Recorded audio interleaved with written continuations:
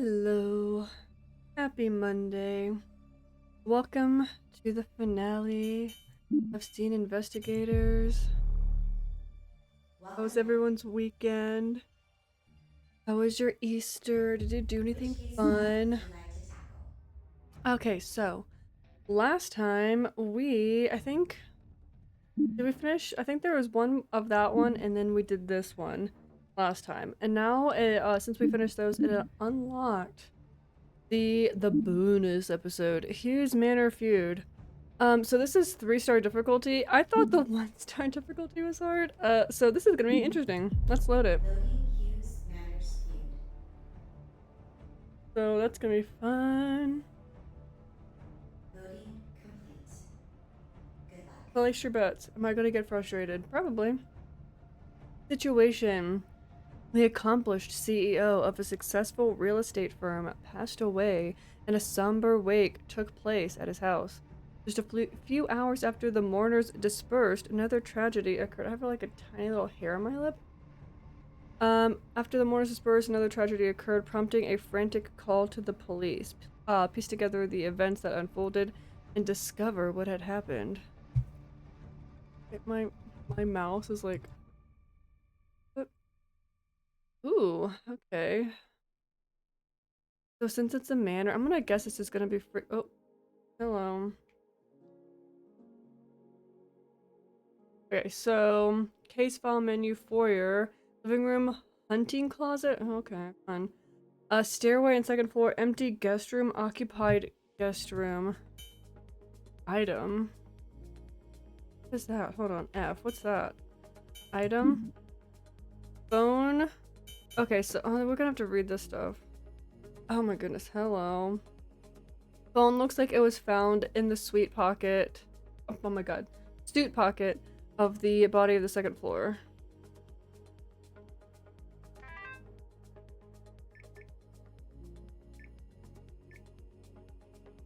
Hold on, let me turn my music down real quick. Loud for me. Go. Do you remember to prepare your speech by Friday? We will start preparing for the toast at 11 a.m. I hope that you can be here early to help. Okay. See you then. See you. I will be away for an hour or two to do some errands. Do let me know if you need anything. Okay. That's the person that, like, we text that we always hate texting. We're like, can you say something other than okay? Can you, like, I don't know, have an opinion about something? Okay. Hey, what do you want from me? I need to talk to you. It's important. I'm busy with work right now. Just leave a message. That's what we're doing. We're texting you. What? Oh my god. You don't have to text right away. What a jerk. It needs to be in person. Fine. Meet me outside in 5 minutes. Okay, you're busy. Oh, I thought you said you were busy. Why can't we talk later? Anyway. Ooh, deleted. 5/16, 2003. Okay. Police officer's notes. These notes are from a police officer who responded to the scene. Wait, is this gonna be a lot? Incident 11-2, unknown victim. Male, white body. I don't know why. I don't like that. White body, like, you just, I don't know. The way that's worded is strange. Black suit, black dress pants, black tie. Dirt on underside of body as if body was dragged, covered in blood. Bullet wound to his midline forehead. Right hand ring finger and pinky finger looks twisted. Undersuit, sleeves, scratch marks on hands, and arms. Okay. Okay, there's only 2 pages. Good. Lorraine Rayton, witness, neighbor. That's her phone number. Okay, so 7/8/11.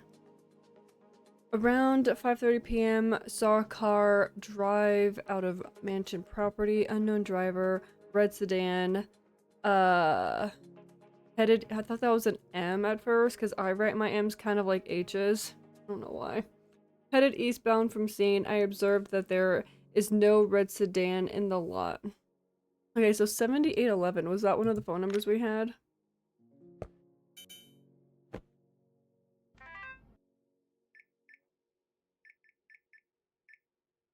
7811. That'd be a gnome. Okay, so let's look at the. Oh, no, that's the situation. Okay, we already read that. Audio files. Butler questioning. Okay. Let's play that. What was the event about? We held a gathering to honor the late Gordon Hughes at his mansion. His 4 sons each gave a eulogy. Food and wine was served. Then his will was shown, revealed to his 4 children. If you wish to see them as evidence, we have provided the recorded audio tapes and a copy of the will. Where were you at the time of the crime? After all the guests left, I cleaned all the mess they had left behind. After that, I had to go run some errands. Here are the receipts of what I had to buy. Do you have any suspicions of who did it? I don't want to believe any of them did it. I've known them since they were so young. But I also know that it couldn't have been any of the guests, as I personally watched them all leave before I started cleaning. Also, the sons were all in the house as I left. Okay, hopefully that wasn't too quiet, because it was kind of quiet for me, so hopefully for the recording it's not too quiet. So the butler went out to the store. He has a receipt.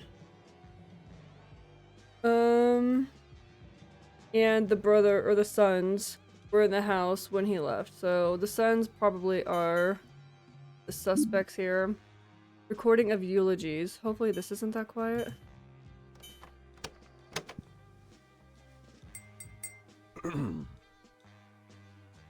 Welcome. We've gathered here today to honor the late Gordon It Hughes. sounds like the butler. He was a dear friend and a dear father. We'll start our presentation of the eulogies with the successor of Gordon's company. Jonathan Reed, if you could stand up here.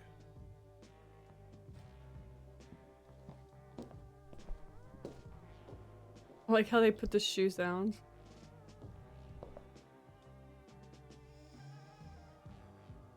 Oh my god, Gordon move on. was never just my boss. Over the time I was given to know him, he became one of my closest friends and the greatest teacher I've had.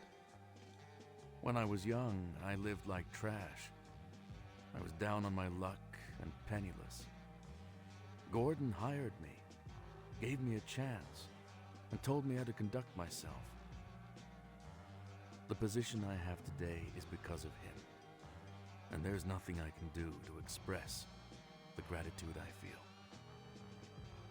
Gordon's own path was also similar, though with different starting points. He had to struggle to make his way to the top. Why do you Hard talk work, so slow? humility, and support. Why is support capitalized? His virtues And humility. are what he told me to take to heart. I hope I can embody these as I take up the flag that he left behind. I swear to make his legacy last. As the new CEO of the Hughes Property Group, I would like to extend an offer to Roman, Gordon's youngest son, Okay. to work as a manager for our company.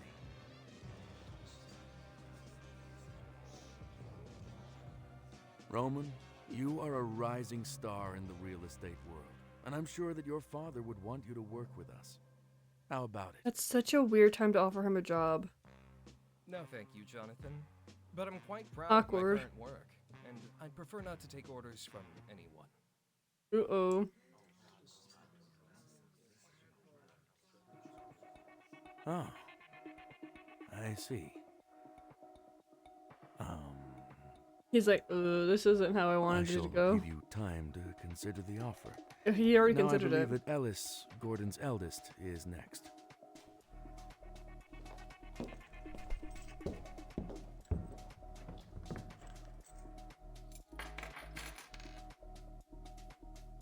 Thank you, Jonathan. I wouldn't have minded taking that managerial spot you have, by the way. Yeah, Anyhow, you may already know me. I'm a former collegiate rugby player. St. Valentine University, represent! The MVP awards and state rings I won, the successes I had, were because of my pops, Gordon Hughes. As a kid, he was always there, encouraging me to chase my dreams, to chase the ball. Even if he's no longer with us in person, I will make sure to carry on his legacy and ensure our family's success. Thank you. That's such a really weird eulogy. Oh, Roger, you're up. He doesn't seem too sad. Hello, and thank you all for coming today. I just want to share some of my precious memories with my father. Back when he was still alive, he would often take Glenn and I out to hunt with him.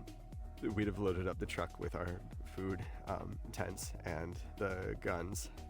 It was an experience. We were still young back then, but I remember the first time he...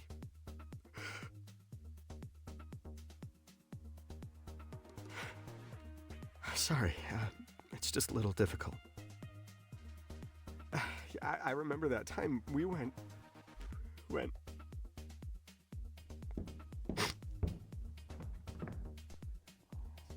Hey, so he seems upset. Thank you, Glenn. Thank you. Like he might actually be sad his dad's gone. Sorry about that. It's been rough for all of us, I'm sure. I will continue Roger's testimony on his behalf. Our father would often take Roger and I hunting. Of course, we never caught anything until we grew a little older. Father was always there, showing us how to do things right. Often, we would have to only load the truck up with his prices, but in time, we'd head to that pile. I remember Roger's first kill. He started crying. Yes, you did. Not because you were happy that you'd finally succeeded. Yeah, I don't because you think felt bad I don't think for Roger the did deer it. when you got up to it. Our father would then teach us the importance of each individual life. That deer would live on with us, and later within us. These life experiences he gave us led us to where we are today. Roger is now a successful chef. I, on the other hand, am a lawyer for the state. Weird to say eulogy, but After Mom passed away, Dad resolved himself to give us as much support as he could. This wasn't just in our respective businesses, but in our lives and our own growing families. I think it really shows. Wherever you are now, Dad, thank you. God bless.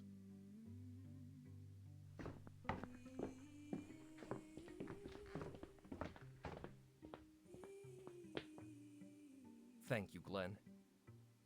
My father was a very successful man, like Jonathan said. Our grandfather's company was in the gutters when he got the position.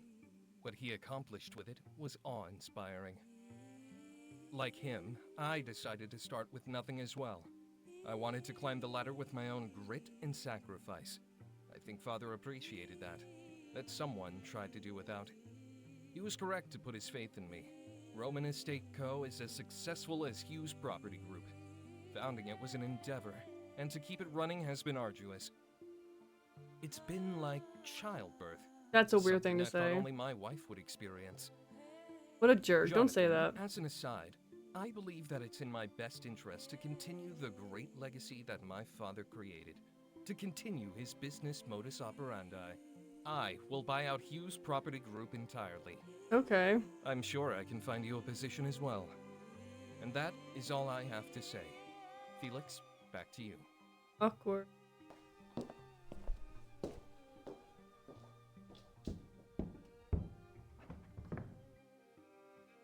Thank you, Roman. Next, we have Gordon's closest friends, starting with Mr. William Darby. Okay. So, that pisses me. As someone who's gone through childbirth, don't you as a man be like, oh, what I went through to the business was like going through childbirth. Jerk. Shut up. Be quiet. Anyway, that has nothing to do with the murder. Okay, so Felix is the butler. Gordon is the person that's dead. Jonathan Reed, if you could stand up here. So Jonathan...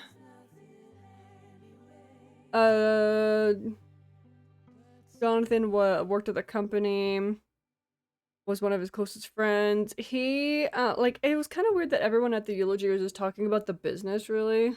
Wasn't that kind of strange? Like, did you like the guy, or did you like the work, the money, the business? Like, I don't understand.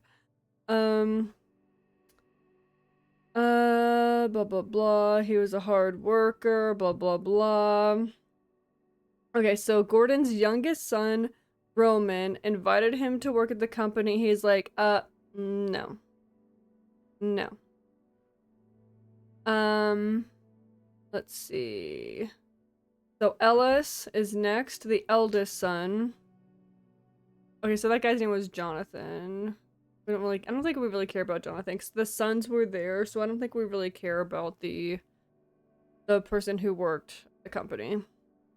So Jonathan, the eldest son, no, sorry, not Jonathan, Ellis, the eldest son, he wanted the managerial spot, so I feel like he feels kind of suspect, because he didn't really seem that sad about it.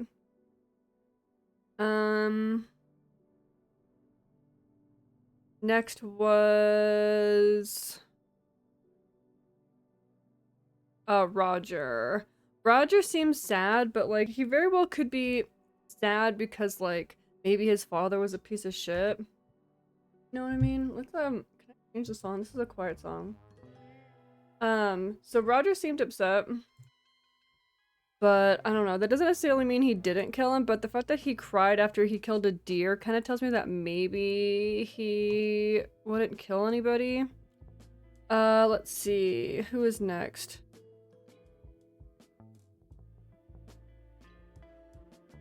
Who is this voice? We find out that that's Roger, you're up. Voice 5 is Roger. Blah. It doesn't say.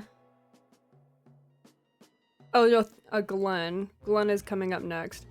He finished the testimony. He seems like he might be a little bit upset about it too. So maybe he seems like he might be okay. Yeah, this guy right here just talks about how successful his dad is and how he's gonna buy up the company. So that seems kind of strange. Like, that seems sus. You know what I mean? What's his name? Thank you. The previous guy was Glenn. Oh, voice 3. Which one was voice 3 again? Voice 3. Voice 1, voice 2.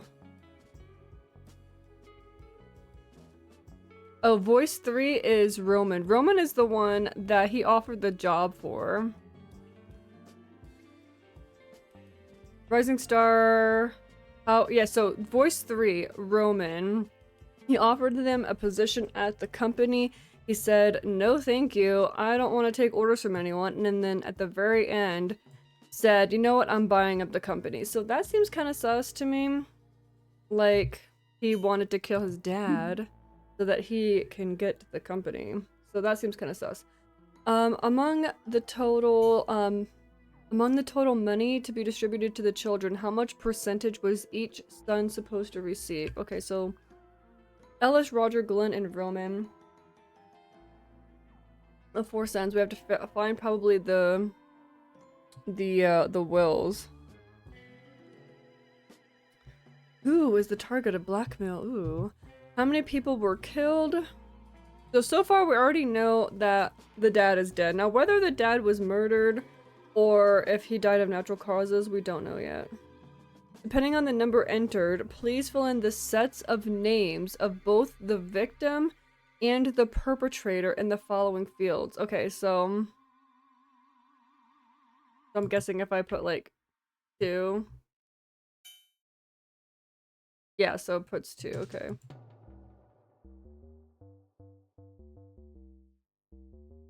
Alright, so is that everything? Help? No, okay. Okay, so we already see the blood.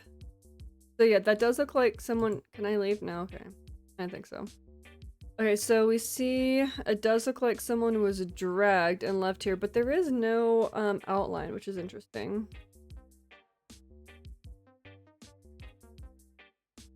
Oh, wait, hold on, what did I find? Ooh, hello. What's this? May, Thursday the 1st. Met with the district attorney. I'm only told that he want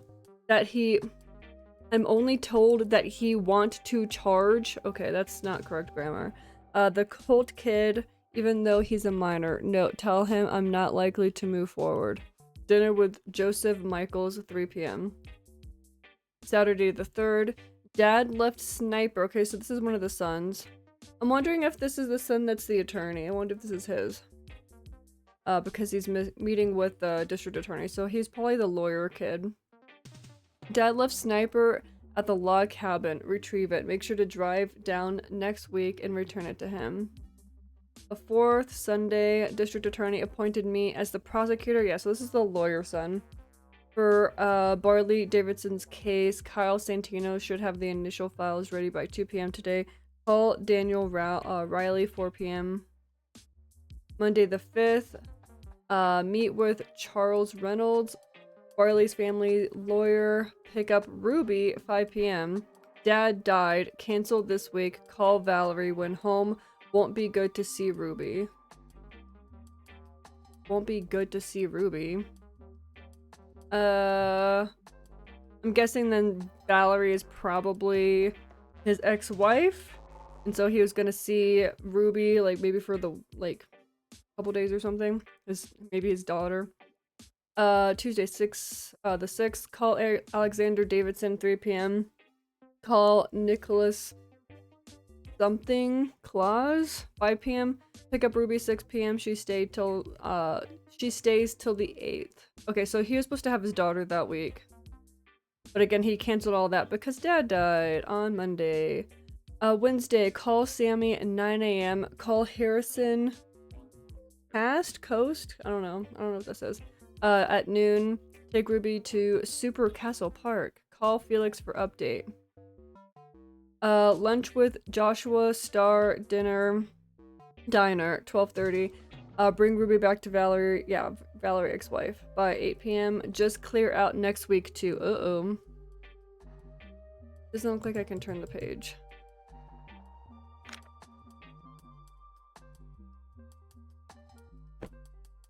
Vermin Defense, James Mendez, Pest Control.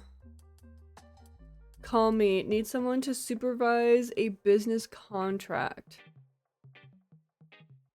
For a rat disposal? Okay. Interesting. Ooh. What is this? I like how I pick it up like that. It's strange. Okay, it looks like there's like some flowers on there. So is that a woman's necklace? Who's that? And some candy. Can I have some candy? Oh, cough drop. Was he not feeling well? Interesting that we can pick that up. Okay, can we close that?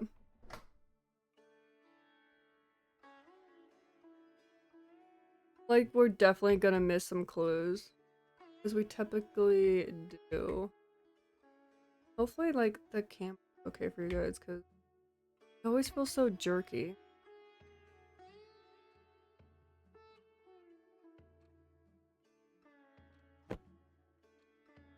Clue? This is a clue?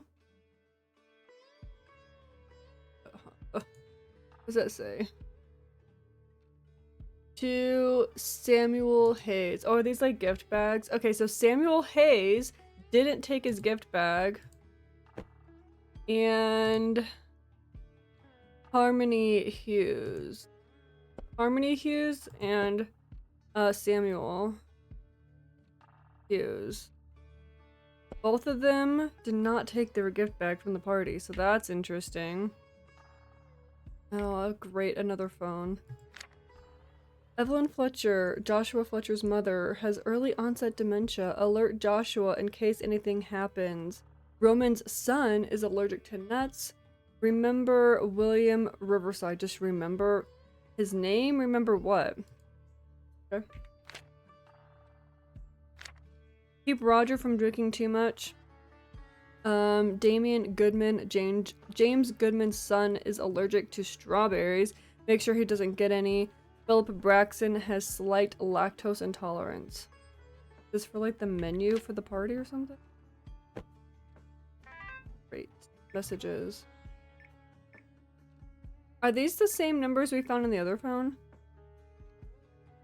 Do you remember to prepare your speech by Friday? We will start preparing for the toast at 11 a.m. Hope you can be here early to help. Yeah.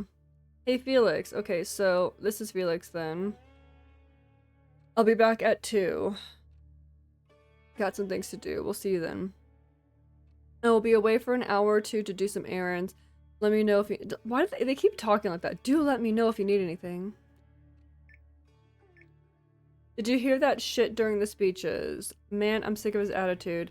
Are they talking about Roman? So the plan is still in action, right? All 3 of us agree that he needs to be put in his place, right? Ooh, uh-oh.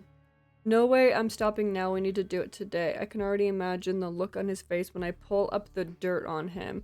Can't believe we're gonna do this. I know my son looks up to you. I'm sure he does. Where the hell is that little shit? Okay. Deleted, okay. 1492, 4302. Are these the same ones?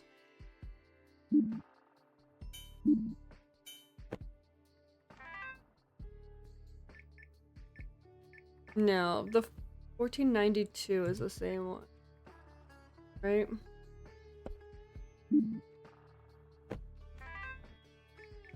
Yeah, 1492 is the same one. That one was Felix. Yeah, that's Felix. 1492 is Felix. Okay, so we're in... Okay, so we looked at the case file, that's fine. Boyer, there's one more clue in here we have not seen.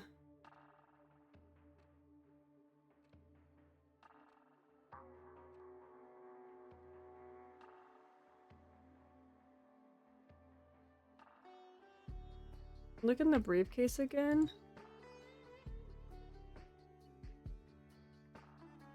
Jacket's hanging up.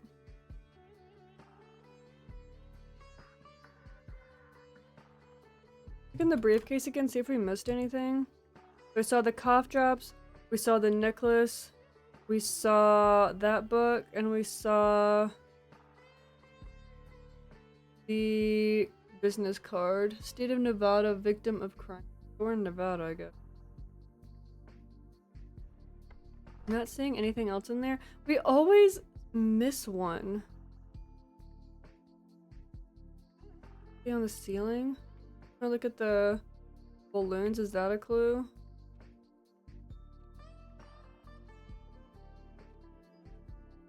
Feeling extra jerky today. Is that just me?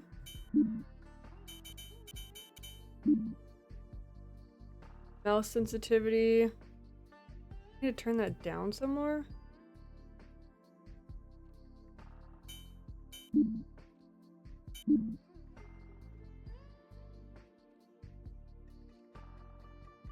I couldn't have opened these, could I? Oh, pouches for kids. Okay, so those are kids. I thought they were like a married couple, but Samuel and Harmony are somebody's kids. Looked at the phone. I looked at that. Okay, maybe we'll just move on. I'm not finding anything else in here. Can I look in here?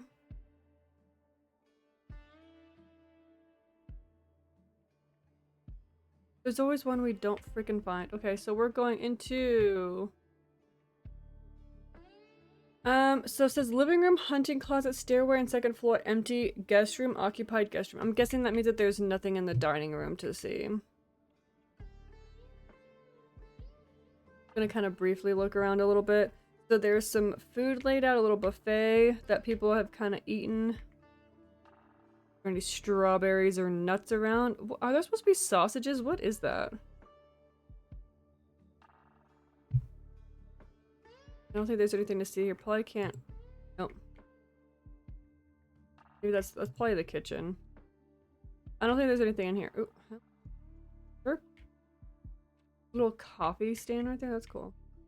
All right, let's leave. Well, that wouldn't be counted as the foyer. Okay, so now we are in the living room. It says that there's 4 clues in the living room. Like, sticky note? No, okay, never mind. Nothing on there. That also, like the kitchen. I didn't mean to zoom. Dartboard. Looks like people were probably eating in here and left their plates around. On the book.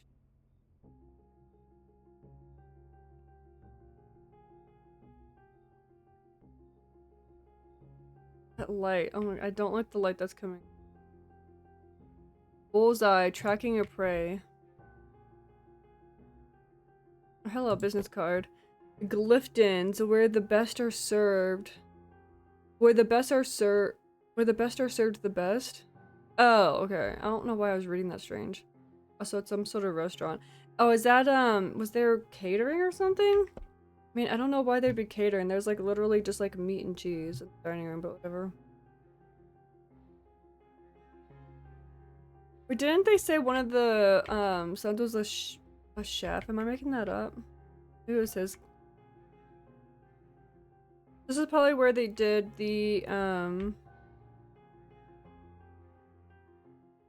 yeah, so that's his photo. They were doing like the memorial service in here. Upscaling for the boom. Housing boom. CEO of Hughes Property Group by Gordon Rush Hughes. Okay, so that's the guy that's now dead. Modern housing market has experienced fluctuations like never before. Since the advent of the slice of bread, housing has been essential, blah blah blah. He may be a first-time author, but published a first-rate book. This is an essential read for all investors, local and abroad. Okay. Oh, I don't have to. Oh no, it's just okay. I was like, I don't want to read the book. Sounds super boring. Hey, dear Felix, and that is the butler, I believe, if I remember. By the time you are reading this, I will have passed on. This letter is an additional note to the will I have left behind. I have hired Stanton Law to be an intermediary and supervise the distribution of the remainder of my wealth. So I'm guessing he died of natural causes. That's what it seems like. So who is the like people that are murdered? This letter is to justify the thought process of what is to follow. Each son will receive points based on their employment status and the condition of their marriage or relationships. I don't like that. I don't like that at all. I don't like that at all. Like, giving your sons points, like, just like distribute your wealth. You receive 5 points because you are unmarried. Probably. Like, that's ridiculous. Like, you're what? I don't know. He is a shitty father.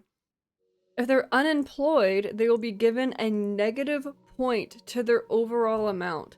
This is because I don't tolerate laziness.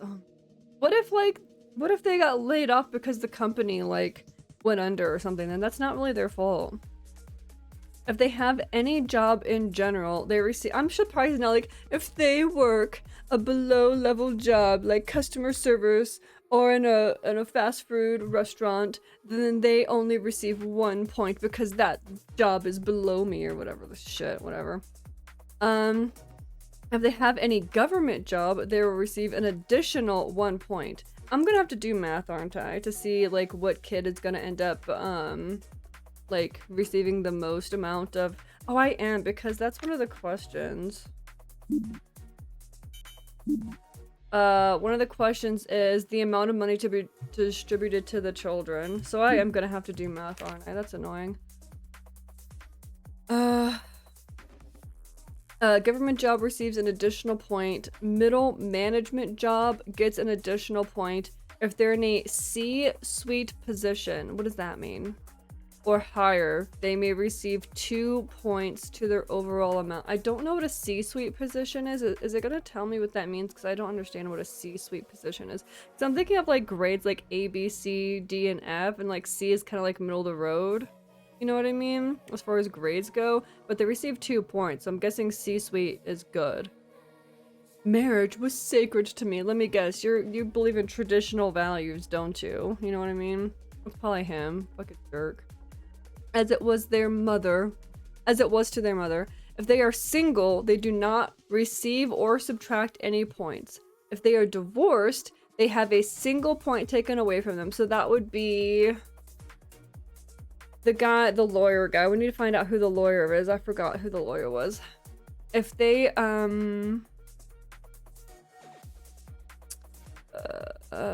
they receive a negative point if they're divorced. If they are married, they gain 1 point. If they provided to the family with them even one, if they provided the family with even one single male heir. I'm glad he's dead. I'm glad he's dead. Oh, you only get a point for having a man or having a son. You can't control the gender of your child.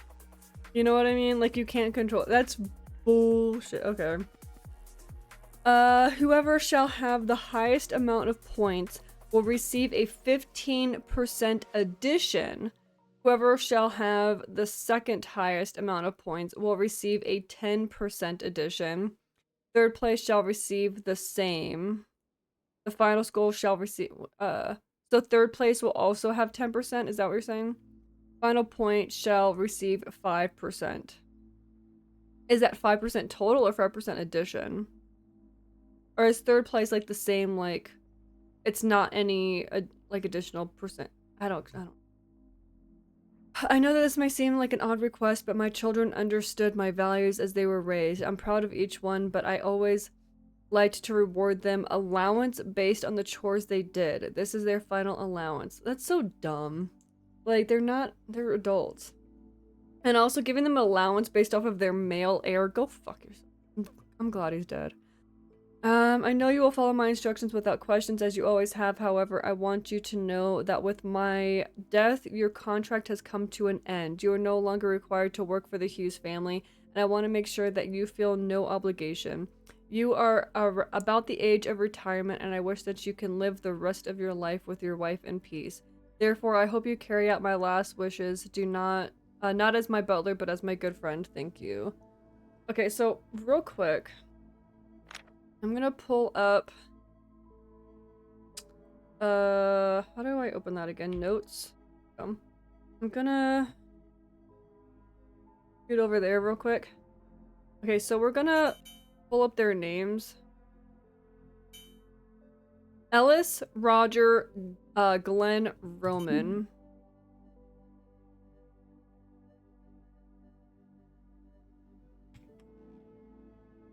Ellis, Roger, Glenn, Roman. Okay. So, I feel like I'm gonna have to go back to this. This is gonna be annoying. F. I have to go to the stupid audio file. So Felix is the butler, as we know. Gordon is the dad. He's dead. Thank goodness, because he's a jerk. Jonathan was the co-worker. We don't care about him. Roman is the guy who didn't care about the company. And he said he's gonna buy. So voice 3, remember voice 3. I'm quite proud of my current work. I don't take orders from anyone. And then at the very end, voice 3, he says that he's also a jerk. So he compared work like childbirth. What jerk? I hope he's dead. Yeah, I will continue the business and buy out the company. So Roman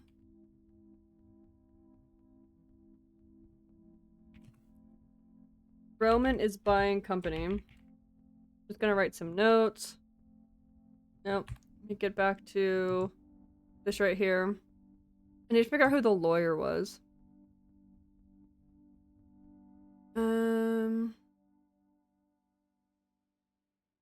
Yeah, so that's Jonathan. Voice 3. Should I write that down too? Notes. Roman is voice 3.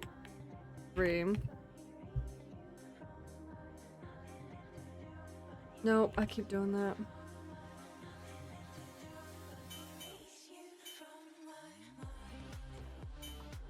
There we go. Voice 3. Okay, so voice 4. Okay, so Jonathan goes back and says, I believe Ellis, Gordon's eldest, is... Okay, hold on. Roman was the youngest, right? Said...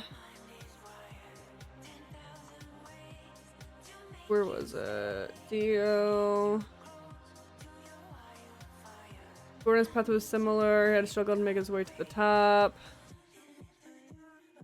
New CEO would like to extend an offer. Okay, so he's the youngest. So let's go back to here. Roman is the youngest son.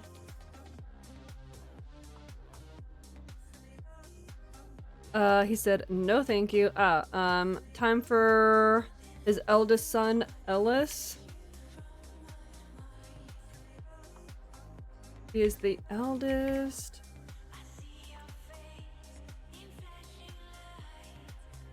And he is voice 3. Oh, sorry, voice 4. Just kidding. Voice 4 is Ellis the eldest. Ellis eldest. He wanted the managerial spot. Okay. Wanted manager spot. You already know more. Former colleague, rugby player. I don't know if that's gonna be important or not. Rugby player at St. Valentine University. He goes on to talk about how he's MVP, does sports ball references. Carry on legacy. Okay, so that's really all he talks about. I'm gonna say sports. In case that's important. Okay, so Roger is up. He's voice 5. Voice 5 is Roger. So he seems upset. Talk about going hunting. So Roger seems upset. And then Glenn comes to take over. Glenn is voice 6. And he talked about how Roger got upset after killing the deer. Is that important? I'm just gonna, yeah, that's fine. I'm not gonna write that down, I don't think. So Glenn finished Roger's testimony. Father was here showing us how to do things. Often would only load the truck with his prizes, but in time, blah blah blah. Yeah, he cried after his first deer that he killed. Roger is a chef. So maybe that catering company is Roger's catering company. Glenn is the lawyer. Glenn is the lawyer. Blah blah blah. So then Jonathan, I think. No, Roman. Roman comes in, and that's when he talks about how he's gonna buy the company. Thank you, Roman. Next we'll have Gordon's closest friends, blah blah blah. Did Roman say if he currently has a job though? Wanted to climb my So he said he's climbing the ladder. I don't know if that means he's currently working for the company. He's just gonna buy it.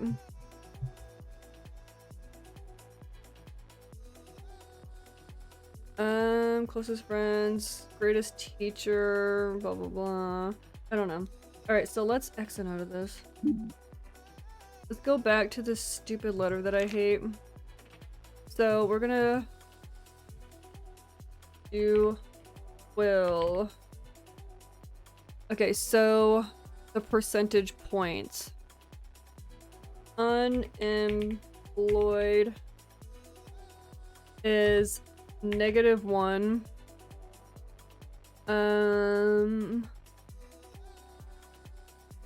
Government job is +1. C-suite position. Don't know what that means. C-suite is +2. So children. Single is, I'm not gonna put it single because it's no point to that. If they're divorced, it's -1.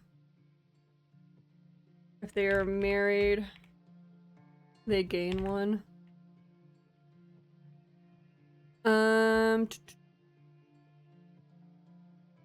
If they have a male heir, which I hate, male heir +1. And then whoever has the highest. Okay, so I'm just gonna put first place gets an additional 15%. Second place gets 10% extra. Third place. The third place, I'm gonna put exactly what it says. It says, shall receive the same. And that's, I feel like that's up to interpretation. Up the, like, the same as what the baseline is, or the same as the previous, which is an additional 10%. I'm actually not entirely sure. Fourth place shall receive an extra 5%. Oops, I didn't mean to do that. 5 plus 5%. I'm guessing third is 10% because if it's the same, then like fourth place gets 5% and then third place doesn't get an additional. I'm gonna put like in parentheses 10%? Question mark. Oh, hello? Can I type, please? Additional 10% question mark? Okay. So let's close that out. So in that case then, let me go back over here real quick. So this is the lawyer briefcase because of this right here. Talking about how district attorney appointed them as the prosecutor. So this is the lawyer's briefcase and calendar. So this is Glenn's, which means Glenn is divorced. Glenn is divorced, which is -1 point for him. I hate that I have to rate these people. It's the will. Okay, I'm not doing it. He also has a daughter. He has a daughter, Ruby. So he doesn't get an extra percentage point for the will because he doesn't have a male heir. Go screw yourself, Dad. I don't know what his last name is. I don't know what his last name is. This was for the vermin defense. I don't really know why this is important so far. He also apparently has a cold. Okay, so, and this is 2 children's gift bags. And it's just Hughes. So it could be any of their kids. Samuel Hughes and Harmony Hughes. So somebody has a daughter and a son. We don't know whose kids those are yet. Roger has a drinking problem. Should I put that down? Drinking problem?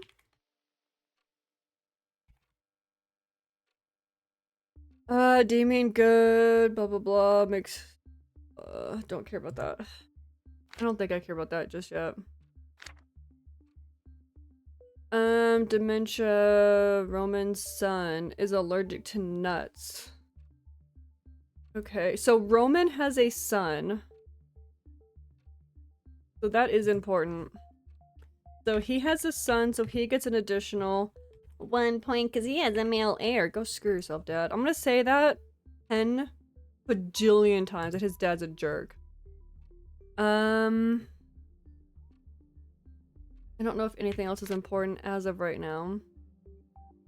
So we're gonna go back in here. Because I have my notes on the right, I'm gonna stay on the left side, so I am gonna be covering the clue list, so hopefully that's not gonna bother anybody. We still have one thing left in the foyer that I don't know. We might go back and find it, I don't know. There's always one we can't find. The living room has 4, and we found 2 so far. We found Roger's business card. Oh, that was Roger's business. Okay. So he has a restaurant. That's his business card. Letter to Felix, that was the, him, talking about the points for his sons. Porcelain vases and ceramics, crafting knowledge. Okay, that's not a clue. I don't care about that. There's a box. None of the books I can look at, it looks like.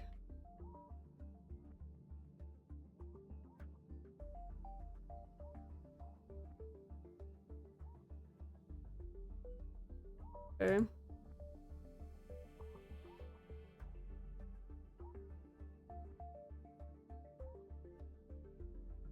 More books.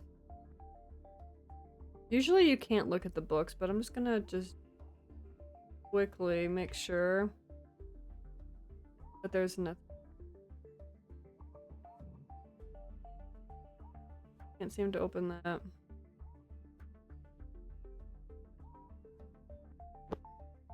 Okay, so they really seem to like vases and pottery. Okay. Why can I look at these books? That's very strange to me. Oh wait, hold on. Martha Hughes.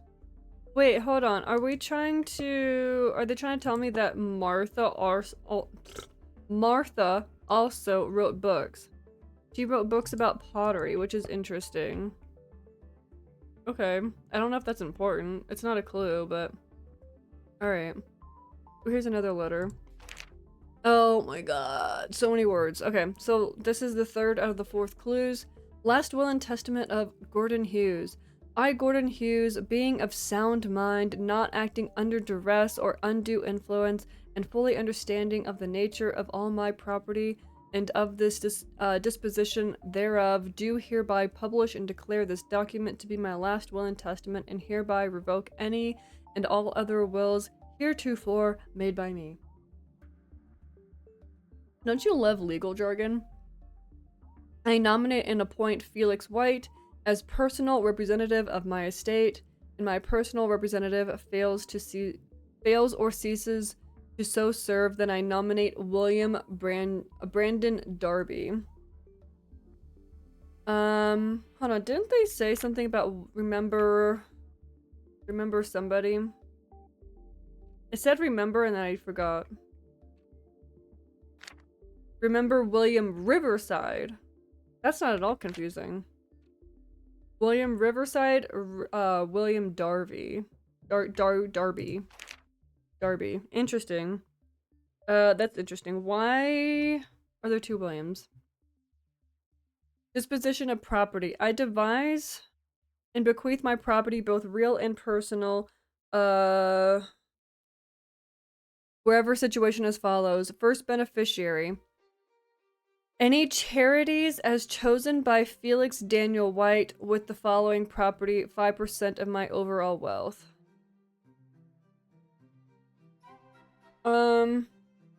Any charities as chosen by, so Felix the butler will choose charities with the following, so the charities will get 5% of the wealth, okay.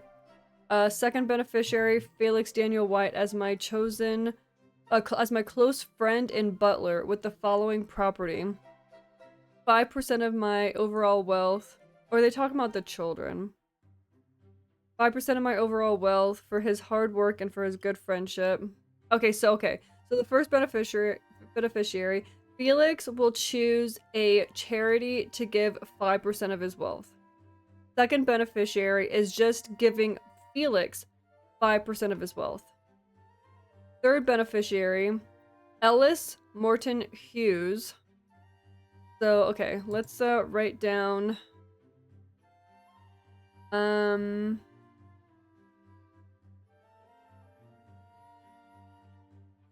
so charity gets 5%. Felix gets 5%. 5%. Ellis gets 5%. So I'm gonna put, by Ellis, I'm just gonna put 5% as a baseline, not counting the will bonuses. Ellis, my eldest son, with the following property. Oh, hold on, just kidding. I put 5% like too early. With the following property, 17% of the remain. Oh my god. Can you just not put a number? 17% of the remaining 90%. Hold on a second. Because 5% to the charity, 5% to Daniel. That makes sense. That's remaining 90%. So hold on. What's 17% of 90%? 17. Oh my god. I wasn't very good at percentages. 17% of 90. 15%? Is that right?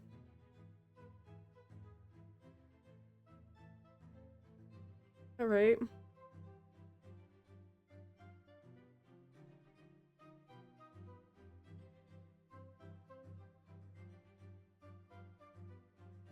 $15.3%? Does that seem right? 17% of 90%. 15.3%. I'm not sure if this math is correct. I don't like percentages. Oh, I don't like this one at all. Fourth beneficiary. Roger, the chef. My third son. Okay, so he is... I'm gonna put... I don't know if this is gonna be important. Third son. With the following property, 16% of the remaining 90%. Okay, so... he gets 16%. Why couldn't... what? That's kind of rude. So 14.4%.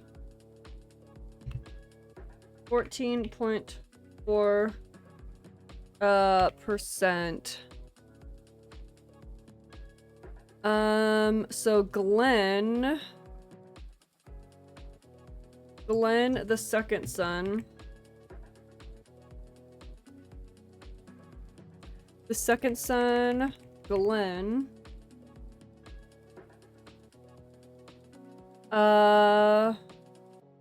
Gets 14%.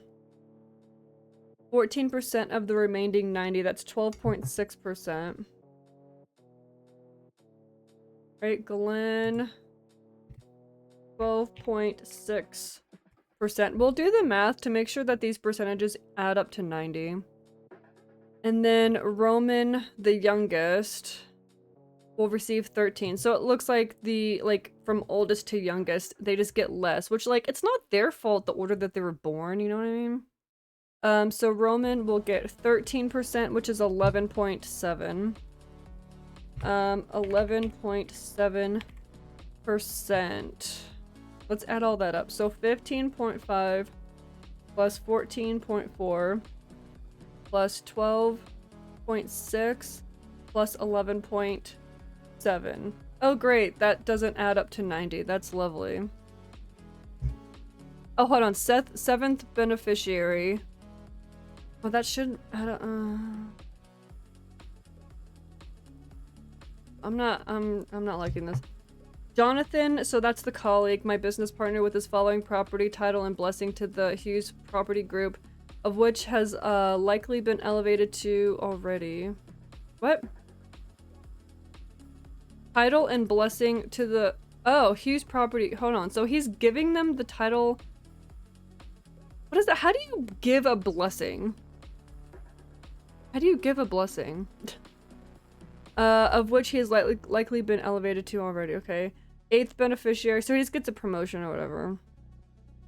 I have hired the third party, Stanton Law, to supervise an additional layer to my distribution of the final 40%. Okay, hold on. 40% of the remainder. Okay, so 90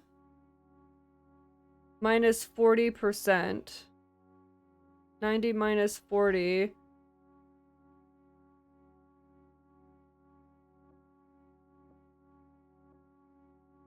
The final 40% of the remainder.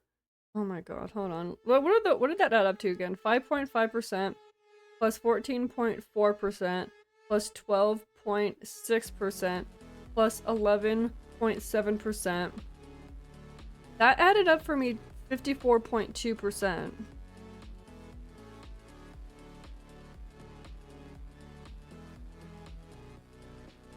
And then that would be left over 35.8%.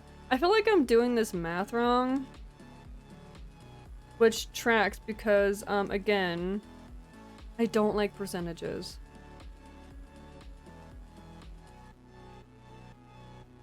Because if they're giving 40% of the remaining 90, then their percentages should equal 50.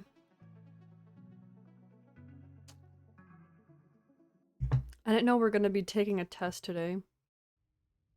They have been provided with a document that would break down attributions that I valued. These attributes are based on relationship status, being single, married, divorced, or looking, etc. Additionally, these attributes are based on employment status.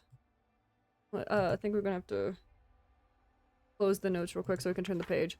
Being unemployed, full-time, CEO, manager, etc. State and law will supervise this final distribution to have a fuller list of desired traits.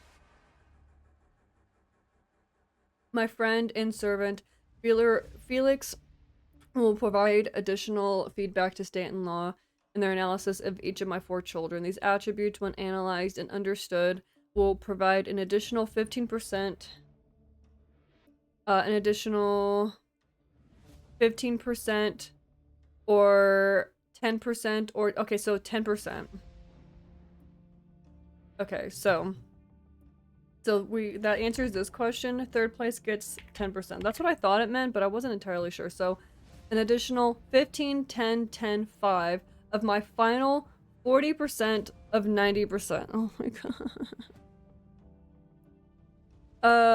These notes being rendered and carried out are my will, and I hope to note that I have not had a long life, and I wish that in the next I shall be reunited with my wife. I hope the best to my sons and grandchildren. May they be fulfilled in their lives, and may they stay united as a family. Probably not.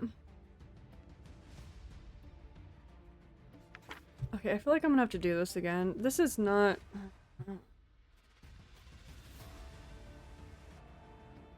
So 90... Yeah, Ellis gets 17%. We got 15.5. Let me just Google it. Hold on. Yo, I don't like percentages.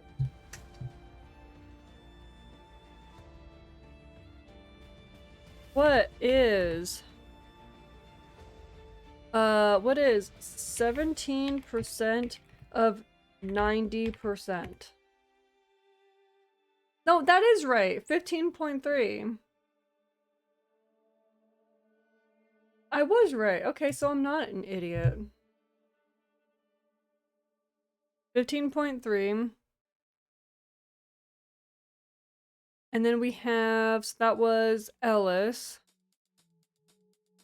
Roger gets 16%, 14.4.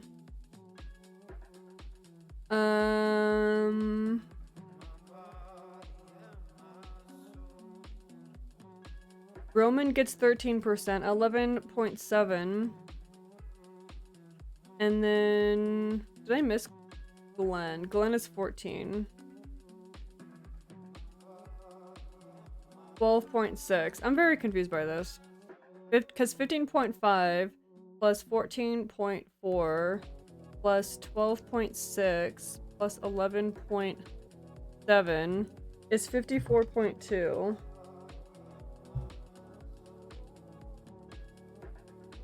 So that's 54.2 for all the sons' percentages. Plus 5 plus 5 for the charity and for Felix brings it to 64.2.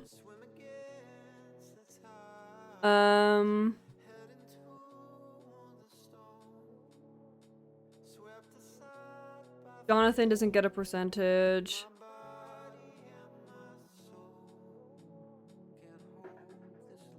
And then we have first place is 15, second place is 10, third place is 10, final place is 5th. That's 104%. I'm confused, y'all.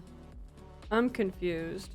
Does that even equal, so like if we do 17% for Ellis, 16% for Roger, 14% for Glenn, 13%. That is supposed to be, that is 60%, but like when you're doing 60% of 90,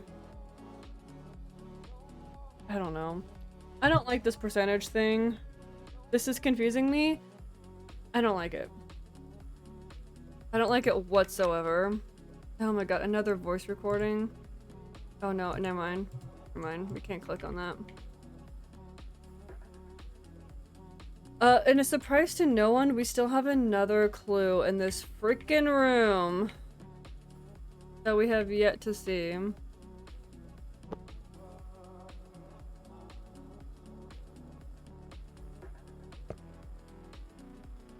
But someone's watching and being like, you idiot, I understand percentage. You're doing it all wrong. And I'm like, yeah. I probably am an idiot for... Okay. Probably right.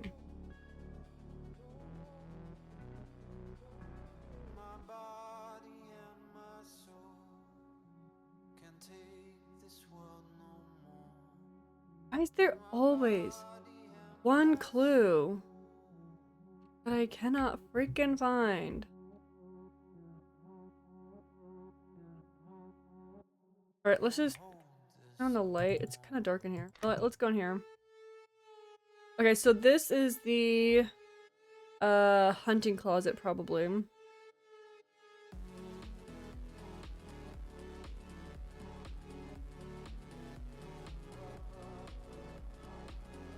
I can't appear to pick anything up.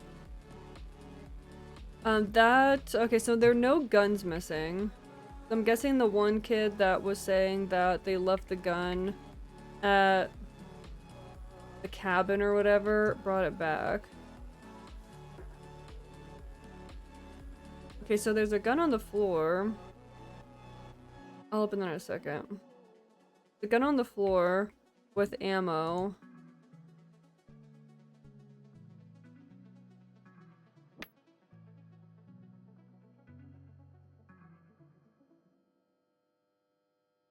Wilder 9mm. I always love it when they make me do ballistics. That's great.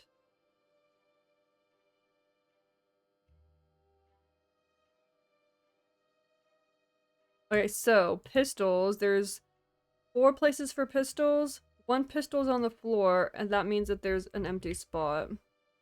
Let's look in the drawer. Okay, so there's a hunting knife, paring knife, something. It looks like, though, those look like hunting knives. That looks like a paring knife for the kitchen, maybe. I can't go into the kitchen, so I don't know if that is a paring knife or not. But there's something missing from that spot, it looks like. I don't know what's missing. It also is not saying... Okay, let's go back to the other side. Now that I'm not doing the notes so you can see the clue list on the left. It's not showing that this is a hint or a clue. So I don't know. We're gonna have to open that safe. Uzi pistol. Yeah, I don't know anything about weapons. Like, my only knowledge of Uzis are Grand Theft Auto. A bunch of trash bags in here for some reason. Deer, quail, fox, rabbit, bear, turkey, trout. He's shooting trout.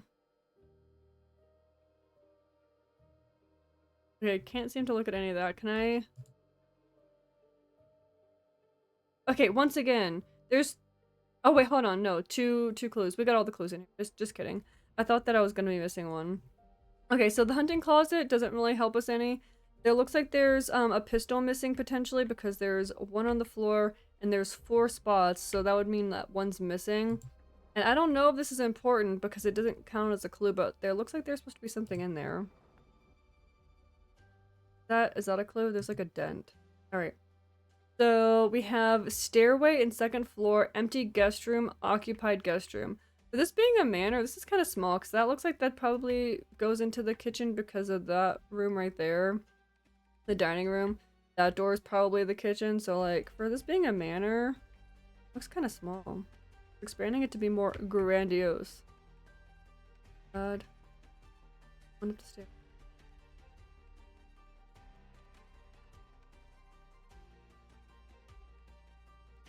Cool. Can't go in there. Hello, is this our struggle? Yep, wall damage. There we go. 1 out of 3. Oh, there's the second one.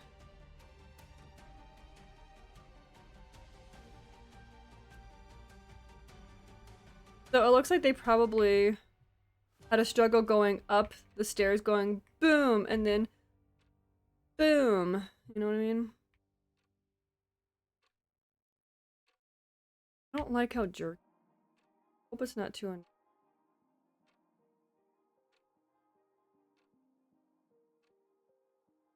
And they came in here and broke the vase. There's the other wall damage right there. That... Yeah, well, did that count? There we go. I feel like maybe that's why I don't get some of the clues, because like I'm looking at it, but like you have to look at it in a specific way in order for it to count on the notes. Okay, so I can't open the door. There's a hallway that way with some rooms. Oh, okay, I can go through there. I cannot go through there. So.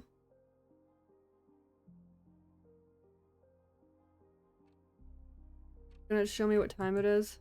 Clock. That's a clue? Dude, is the time important? It says it's like...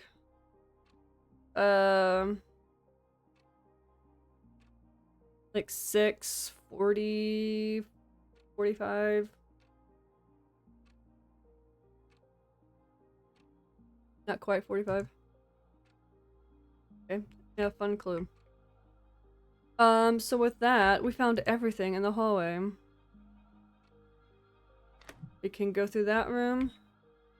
Not go through that room. Okay, so empty guest room, occupied guest room. Okay, so we have that one. Let's go through this one first, because this is the one that we opened first.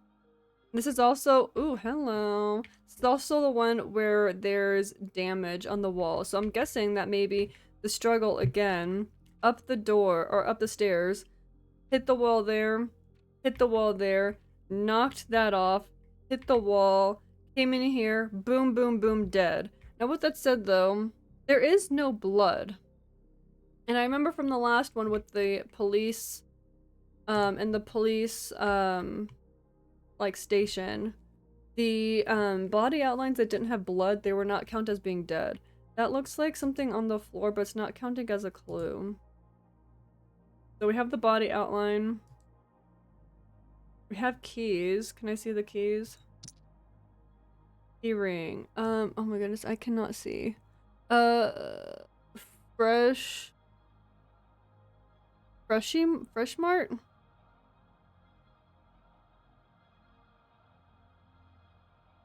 So maybe that's like one of your like your little key thingy or your little scanner thingy to like get a discount at your grocery store, you know what I mean? So who goes to Fresh Mart, Freshie Mart, whatever it is? I cannot see number 4. That's what that key says. Can I read what that says? Bakerfield? I can't. Oh, I can zoom even more. Holy crap. It's so dark though. Holy crap, it's dark. Okay. Hopefully I don't need to know what those keys say. Is that damage or is that just from the door hitting it? Can I close the door? Like behind it? I guess I can. Alright, these rooms are so dark. Can't open that. The bed is made. So I don't know if this is the... Oh, this is the empty guest room. Okay. So no one was staying in this room. Or at the very least, they had already left. Nothing in the trash can. Can't open that.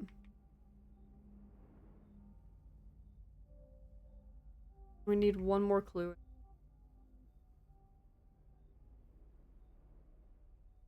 Trash can. Cannot appear to open the armoire. Ah! I'm a vampire. I don't have a reflection. Okay, where is this last freaking clue? Are you kidding me right now? We have 3 out of 4. Is it gonna be like how I complained about, like, I have to, like, look at something very specifically? Is it the floor scuff? Where is this last clue? I always feel like it's the clue I can't find that's, like, the thing that is gonna help me solve the murder. Well, okay, so that's... That counts as the 3rd wall damage in the stair and 2nd floor, even though... We already saw the 3rd... We already saw 3 wall damages, okay. Is it that the bed is... made? What is the 4th clue? Is it the plant? Tell me who did it. Again, there's no blood in here, so I find that interesting. Why would you do a body outline when there's no blood? You know what I mean? Because obviously that means they're not dead. Unless that's where Gordon Hughes died. Maybe he died of like a heart attack or something. So there's no blood.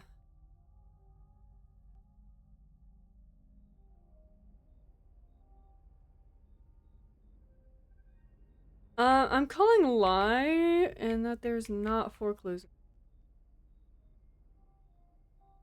There's 4 clues. I'm lying. Oh, okay. It's because that's notched down. Okay. So it's just showing us there was a sign of a struggle. Oh man, I guess they could have strangled him and that wouldn't cause blood. So I guess there's that. All right. So we got everything in there. I am no closer to finding out anything. Nothing. Can't go through there. Give me 1 second real quick. I'm sorry. Wrong one.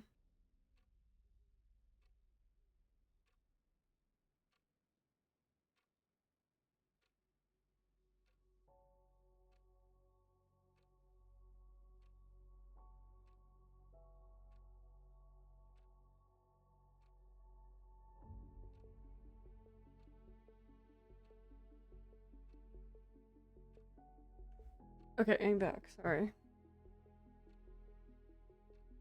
Okay, so we're in the occupied guest room right now. Bed is still made. Very tidy. There is luggage to signify that someone is indeed staying in here. Golf club. Okay, so is this Ellis's room? Because Ellis likes sports. More golf clubs. I don't think he's talked about golf. I mean, granted, they are business people. Business people play golf for whatever freaking reason, because they're boring. You know? Okay. Oh no, no curtain zooming in. Just some random box.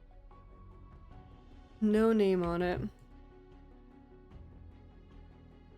Pulling yourself together. Ooh, self-help books. We see what the magazine says. So yeah, rugby champion. So this looks like it might be Ellis staying here because there's a magazine about rugby. I think rugby was the game he said that he played, wasn't it? So Ellis was voice number 4 in the eulogy. So voice number 4, he wanted the manager spot. Former colleague, rugby player at St. Valentine University. Represent. What a jerk. Sorry. Anyone who says represent, you're a jerk.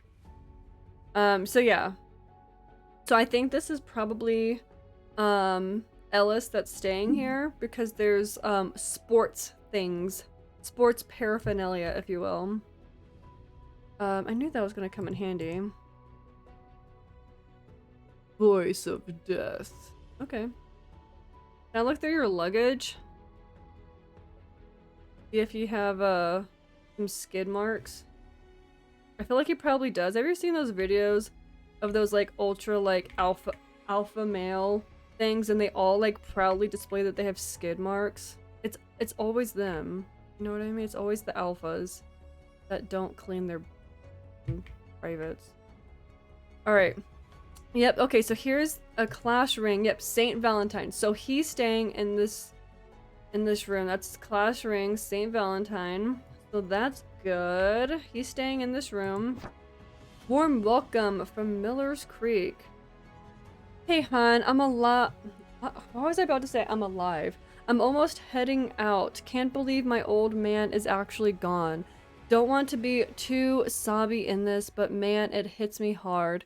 On the bright side, I'll be rolling in the dough. Ooh, okay, so he thinks he's getting a lot of money. Maybe we can finally settle down, just the two of us. I'll be in town for about 2 weeks, and this time I won't have to worry about having to constantly look for a job. Okay, we've got some good information, so let's switch sides real quick. There we go. We're switching sides so we can pull up the notes because according to the will, if you are married, you get an extra point. Ellis is married. So he gets +1 points. Won't have to worry about constantly looking for a job. He is unemployed. So that means he gets negative 1 point for being unemployed.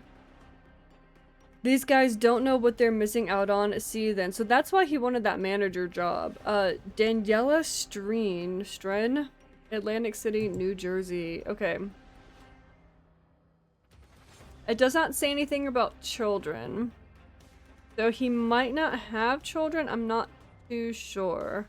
It says, I'll be here for 2 weeks, so it doesn't sound like he brought children. There's no sign that children were staying here.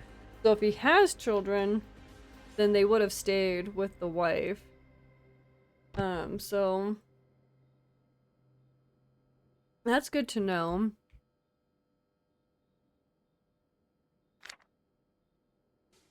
Super bet. Ooh.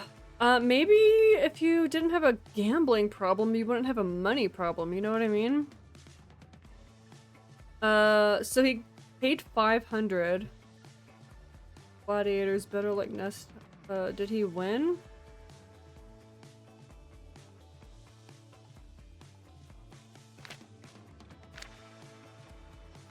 Looks like there's more than one piece of paper. Am I wrong? Oh, is it torn? You know what I mean? Oh, hold on. Let me exit out of this. Look at that again. Here we go. Here we go. Okay, so there's more than one ticket. Okay, so he bet 500 on Gladiators 500 or so 250 on alligators. Okay, so he won this one. 250, won 500. So, I mean, I guess he made a little bit on that one, I guess. But this one, I'm guessing he didn't win on that one then. Alligators, St. Reed 500. So, all in all, he's at a negative. Yeah, okay, so the problem is you, dude. Alright, so guest room. We got 3 out of 3 in the guest room. He's reading some sort of... Do you know which stars the ancients could... Is he like one of the ancient alien guys? Alright, so we are missing 1 in the foyer, 1 in the living room. Once again, are these gonna make or break the case? Because... Can I jump down? Ah! I'm going to maybe assume that one of the people that is involved in the kerfuffle, if you will, might be Ellis, considering he was staying here, and it appears that he has not left yet because his luggage is still there. So we have blood. That's a lot of blood too, and it just stops, which is interesting. And we don't have a body outline here. So like when it comes to the question, it appears like it was one person. We only have one outline. But I don't know. It's not entirely clear, to be quite honest. And again, the dining room doesn't appear that it has any clues. So we can look in the foyer one more time. Again, we have the blood spatter. We already have that. I wish we could, like, investigate the body. That would be fun. I mean, it would be kind of creepy, though. Bodies creep me out. I don't like funerals. Yeah, there's... Oh, yeah, and there's... That 2 jackets? Or 3? It's kind of hard to tell because it's freaking dark and I can't turn the light on. Alright, so again, this is the... this is Glenn's thing. Glenn's briefcase. He has a necklace.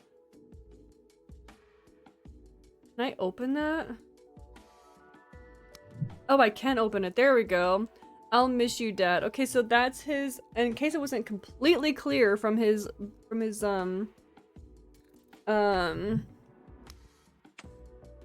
this thing right here talking about how he can't see Ruby, he has a daughter. Okay, so that's all of the clues in the foyer then. That's actually not helpful. I already knew that he had a daughter. Oh, hold on. Hello. We have a bullet casing. That's the final clue. Guys, we did it. We did it. Final case of the entire game, and we actually finally found all of the clues. As you can see. 4 out of 4. Oh, hello. 10 out of 10, 4 out of 4, 2 out of 2, 3 out of 3, 4 out of 4, and 3 out of 3. We did it! Okay, but that's kind of interesting. Because... Why is there a bullet casing right here? Like, did someone go through the door and they shoot them and then they dragged them? Like, I'm honestly really quite confused about that. Okay, actually, let's go back. Sorry I keep switching sides. So we know Ellis is married, unemployed, doesn't appear to have kids, but I could be wrong about that. Roger has a job. So he at the very least... He doesn't have a government job. He doesn't have a government job. Because he has his own restaurant. Is that a C-suite? I don't know what C-suite means. Let me know what C-suite means, Gordon. Can I look that up? What is a C-suite job? Not suitor? Suite.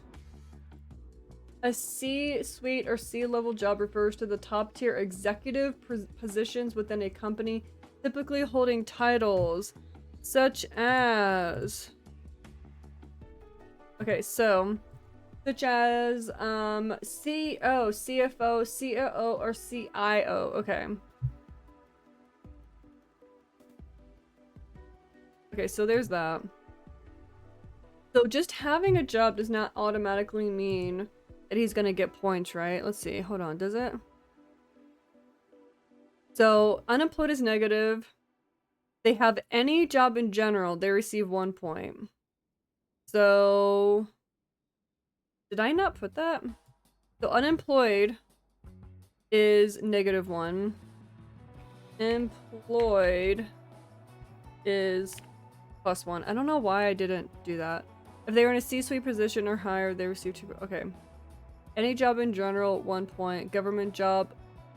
Oh, hold on. If it's a government job, does it say additional 1 point? They receive an additional 1 point, so 2 points? I'm guessing so. Okay, so Roger is a chef and he has his own restaurant. So he is employed, that is +1, and that's not a government job. And it's not a C-suite job.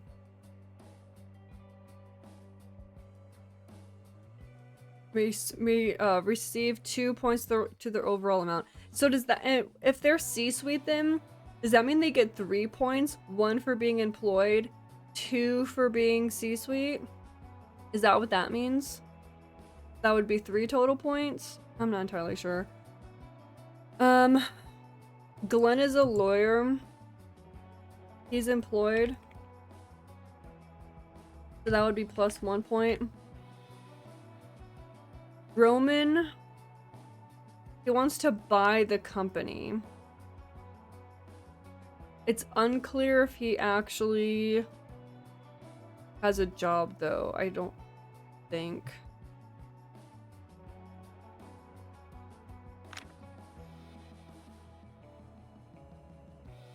And then that's just talking about those initial percentages that I am honestly quite confused about.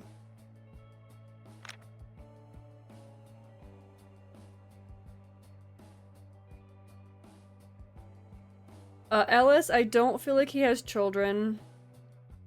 Glenn has a daughter. Roman is the youngest. We haven't seen any information about if he has a wife or kids.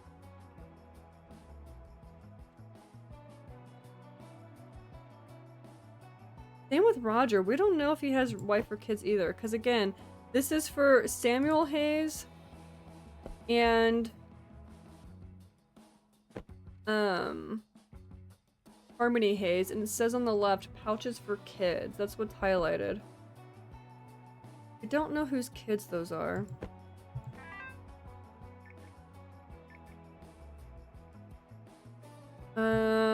Felix. Okay, so that's Felix's phone. Be away for an hour or 2 to do some errands. Let me know if you need anything. Can I see what time that was? That was the 16th at 5. Why do I feel like that is Ellis? That's when he went gambling, and that's why we see those receipts. 16th at 5 o'clock.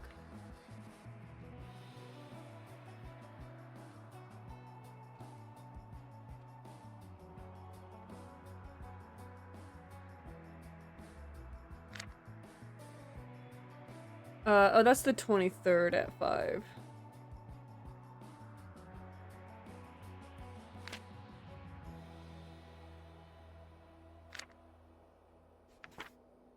Well, hold on, that's the 1st at 5. And the 48, oh, the 28th, 4/28 at 5. So he tends to go out at around 5:30 to bet, it appears. So maybe that was him going out to run some errands to go do his daily betting.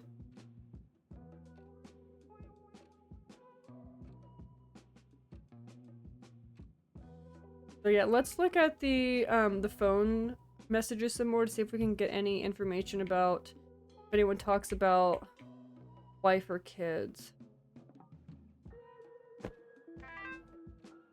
I think this number might be Ellis's number. Because again, away for an hour or two to run some errands, that's at 5:12. And that was the time that he typically went out to go bet. So I think that might be Ellis's number. Did you hear that shit during the speech? He's sick of his attitude. They're probably talking about Roman. So the plan is still in action. All three of us agreed that he needs to be put in his place, right? Okay, I think they beat up Roman. No way I'm stopping now. So I think the three brothers decided to beat up on their youngest brother for being a jerk. I can already imagine the look on his face when I pull up the dirt on him. Can't believe we're going to do this. You know, my son looks up to you. So we know that Roman has a son. I'm thinking Glenn, Roger, and Ellis are ganging up to beat up Roman because Roman's the one that's like kind of being a jerk. But he already has a son. We know that Glenn has a daughter. He doesn't have a son. I'm thinking Ellis doesn't have children. I'm just getting that vibe. I think I think that Harmony and Samuel are Roger's kids. That's what I'm thinking. Oh, hello. That's what I'm thinking at this point. Because it says, where are we at? My son looks up to you. I'm sure he does. Smiley face. Where the hell is that little shit? Talking about Roman, I think.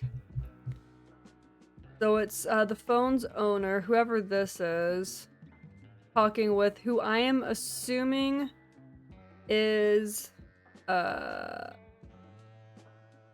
Roger. Probably Roger with... I'm actually not sure. And then that one's deleted, which is really interesting. And then we do have the one from the police. This is a different phone. I'm guessing this is probably, if it's in evidence, this might be Roman's phone if they beat him up. So this one is, I think, Felix's number. Remember to prepare your toast. See you then. See you. Oh wait, no. Ellis. This is Ellis. I think. Because he's going out. Blah blah blah. Okay. What do you want from me? I need to talk to you. I'm busy at work. 8891.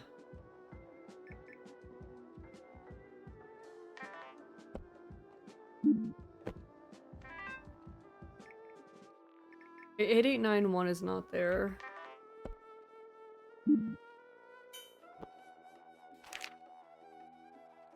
Male white body, black suit, black dress pants, black tie, dirt on underside of his body. Bullet wound to his midline forehead. Oh yeah, he's definitely dead. Right hand, ring finger, and pinky finger looks twisted.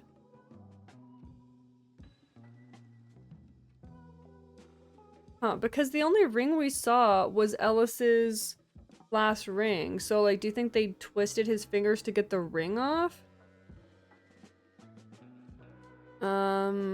Undersuit, sleeve, scratch marks, hands and arms.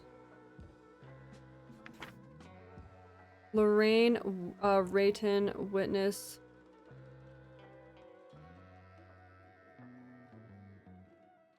Okay, I'm kind of annoyed, as I do, with these stupid percentages. These percentages are kind of pissing me off a little bit, to be quite honest with you. Hello. You're not listening to me, game. Okay, because we need to freaking do... We need to calculate how much each son was supposed to receive. Or how much percentage each son was supposed to receive. So, if we're going off of my very, like, I don't know if this is accurate or not. We don't know if freaking Ellis had kids. I'm gonna assume he had a son and a daughter. I'm gonna say he had the son, question mark, which means he gets an additional point. That's my guess. I honestly don't know. I don't know whose kid Samuel is.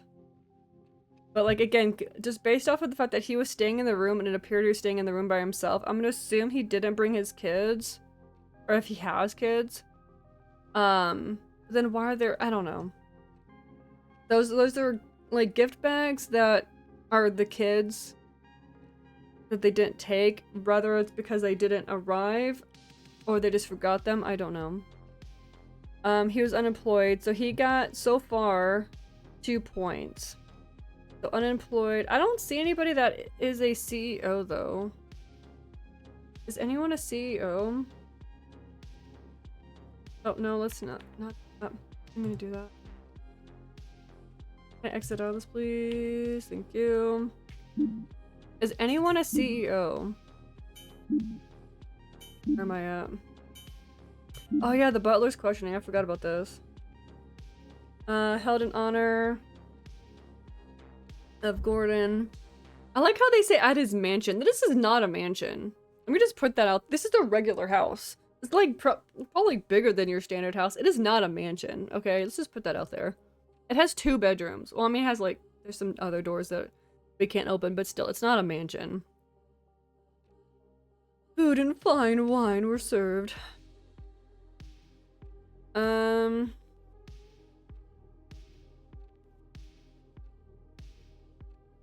had to go run some errands. Was that his message saying that he has to run errands? I just assumed it was Ellis.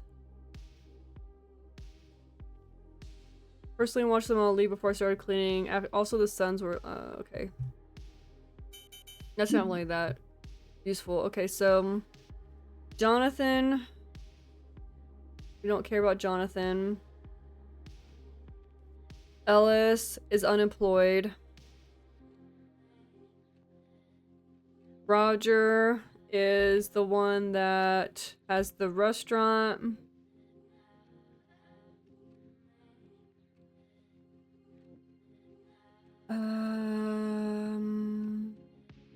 This is Glenn.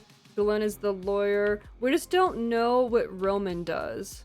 We don't know if Roman currently works for the company or not.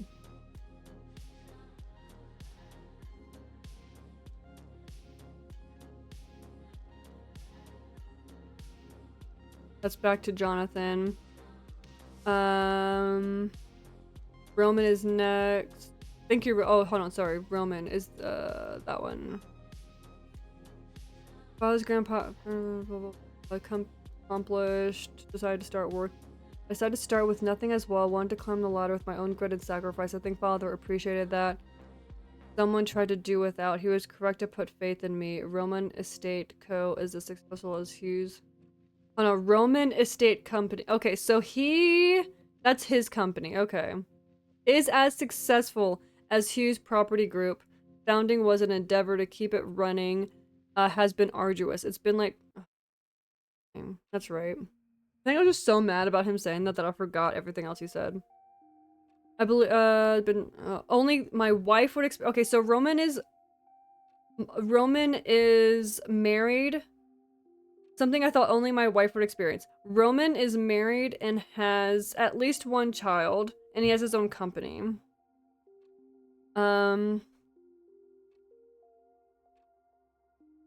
We'll buy out Hughes. Okay. Okay, so that's actually good to know. So I actually don't know if that's Roman's kids or not. Roman.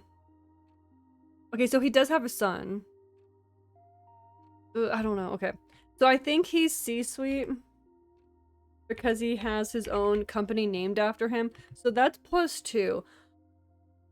Let me look at this again. This one right here.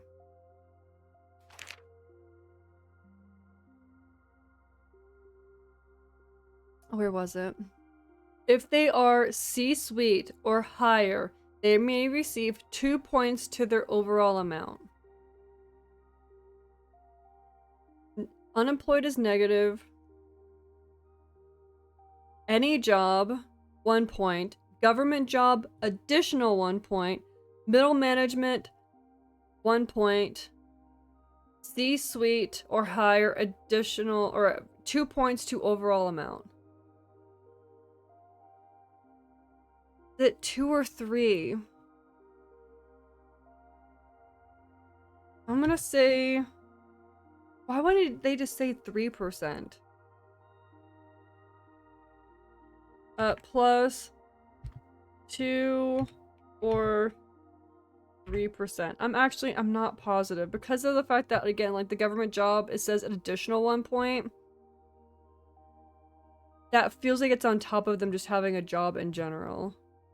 I'm not entirely sure on that.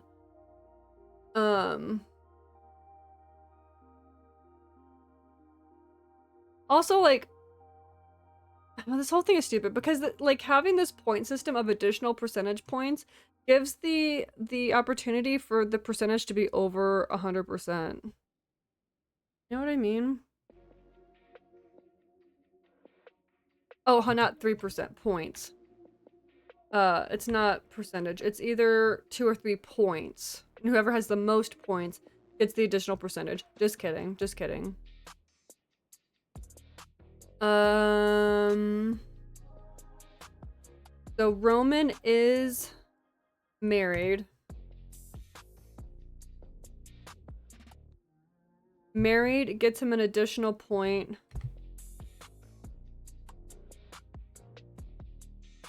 Did I put that, the lawyer? Yeah, okay. So Ellis is married and is unemployed. Kids, we don't know.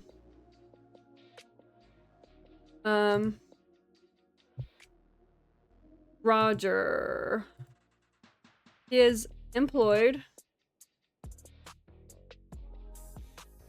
Kids, question mark. Married, question mark. We don't know if Roger is, has kids or is married. We don't know. Glenn is divorced. He has a daughter, which is no points because their dad is sexist. And he's employed. He gets 1. Now, rather him having a restaurant is middle management or C-suite. I don't really know. The Liftons. Oh, Roger F. Hughes, sous chef. Why would a sous chef have a business card? Unless it was his restaurant. You know what I mean? Roger's business card. Why would a sous chef? And it's not like it's named after him. Gliftons? I don't know what Gliftons mean. I don't know what if that's like just a job in general. It's not a government job. I don't know why he would put that. You would know if your son has a government job. I don't know. Unless that will was written like before he realized he was gonna die. He's like, well, maybe they'll get a government job eventually. I don't know.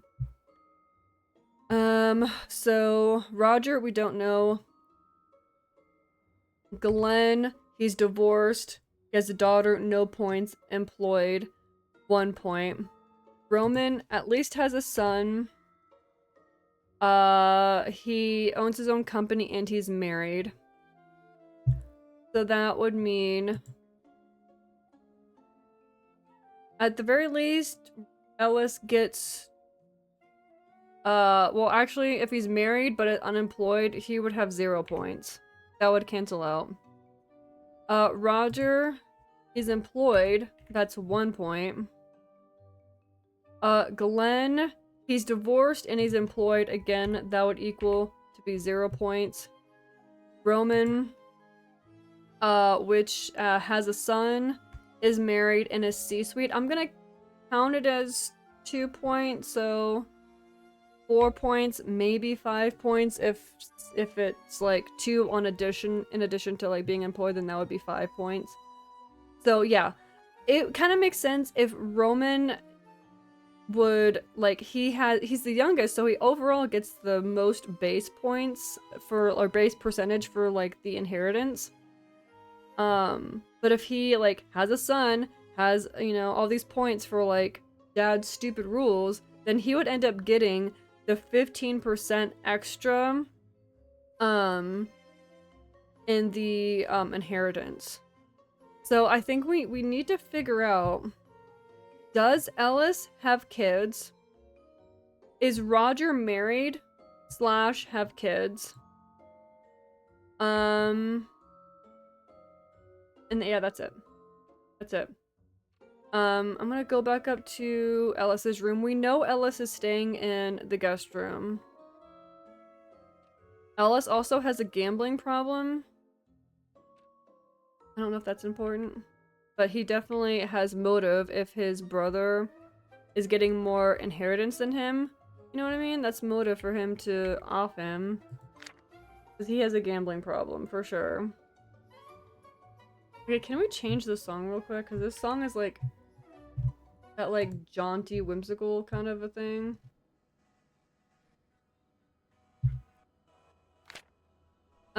So the Miller's Creek, yeah, so he's talking to his wife, rolling in the dough. We can finally settle down. Just the two of us. Just the two of us. He does not have kids. No, I did not mean to do that. Notes. He does not have kids. Just the two of us. He has 0 kids. Those are the only... Yeah, employed, married, kids. So he gets 0 points. He doesn't get any points for having kids. He gets 0 points. He's married, but he's unemployed. So he does not get any extra for the inheritance. Just the two of us. Be gone for 2 weeks. Don't have to worry about constantly looking for a job. And he's unemployed. Okay, so Ellis is done. Ellis gets 0 points because he sucks. Told you. Told you he sucks. Okay, Roger. He's employed. He works as a sous chef. I'm guessing being a sous chef doesn't say owner of the restaurant. Again, why would a sous chef have a business card? I don't know. So I'm guessing that's just a regular job. Just like regular employment.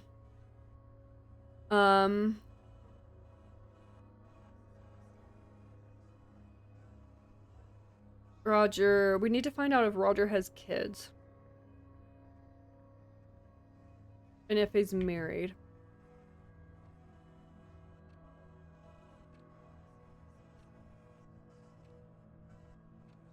So there's nothing in the other guest room about any of the children. I feel like we're gonna need to look through the freaking phone some more, which the phones kind of annoy me.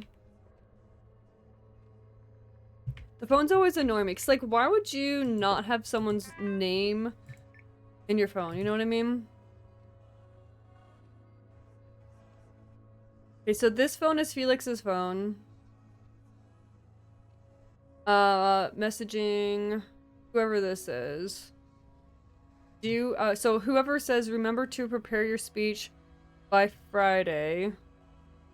Remember to prepare your speech by Friday.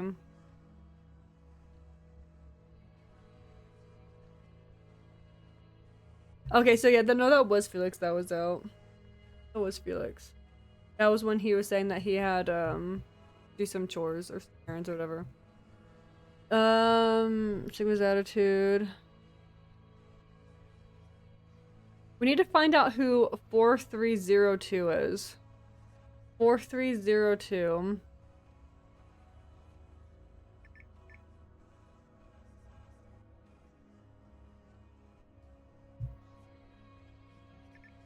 (4302) has a son. We need to find out who 4302 is. So this number right here, 1492. Should we write this down? This is gonna be annoying. I hate doing phone numbers. So phone number 1492 is Felix because they say it. Then we have phone number 4302 and phone number 1311, which is deleted. Let's get that out of the way. So he says, "Hey Felix." So 1492 is Felix. The phone owner. Oh wait, no, hold on. No, okay, yeah. 1492, so that's when Felix leaves. The phone owner is one of the brothers because they're talking to whoever this person is about beating up their younger brother, Rowan. Not Rowan. Roman. So 4302, we need to find out who that is because they have a son. We need to find out who that is.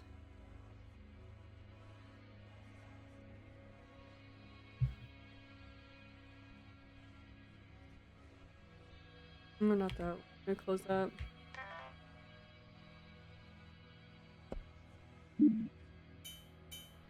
Let's look back at this phone. I hate looking at this freaking phone. Why don't you save numbers in your phone? For crying out loud. Okay, so 1492 Roding No is Felix.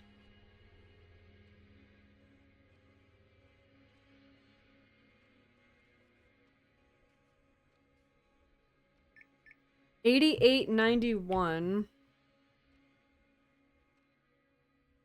88.91 is another number. Hey, what do you want from me? I need to talk to you. I'm busy at work. It needs to be in person. Fine, be out in 5 minutes. Okay, so whoever this person is the one that's the jerk. Is this one Roman? Maybe, because he's acting kind of like a jerk. We can tell though this isn't Ellis's number because he's busy at work. Ellis is unemployed. And again, that one is deleted.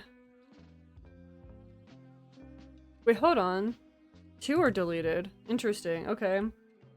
5766 is also deleted. How am I supposed to figure out who that is?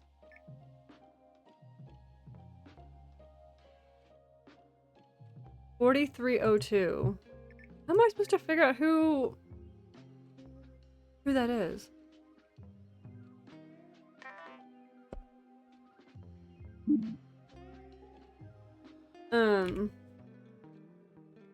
Because again, Roman has a son, so it could be that one. 4302.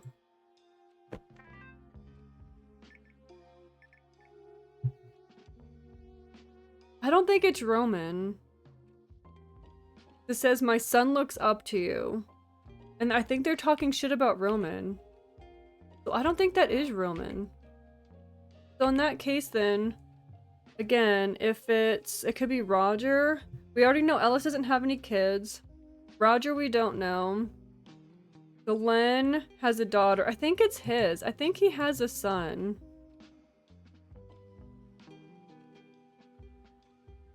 I think he might have a son. So I'm gonna put +1 for that. Which means he would have 2. Now with that said though, we don't know if Roger has a wife.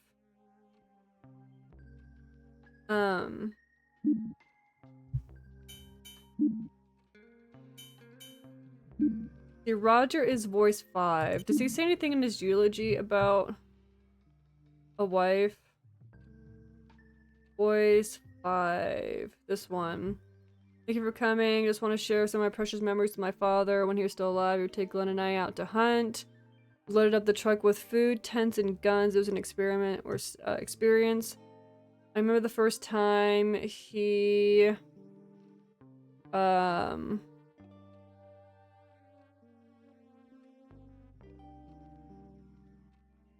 then it cut off. Continue about, voice 6, that is... Glenn. Glenn says, "Our father would take Roger and I hunting.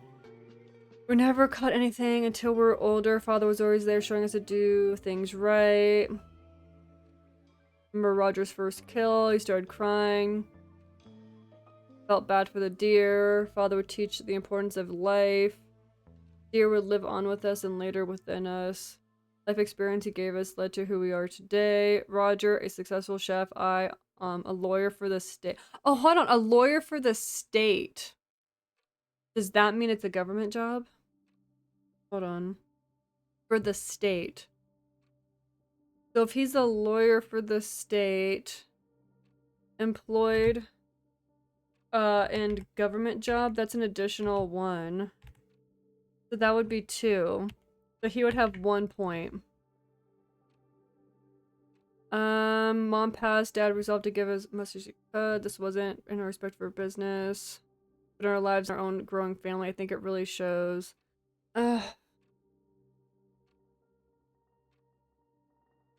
Glenn, I'm not entirely sure. Okay. Let's close that out. I think it's time to do some stupid math. Okay. I think Ellis is unemployed, married, 0 kids. Those cancel each other out. He has 0 points. So he's in 4th place. 4th place, which is, an additional 5%, right? 4th place is 5%.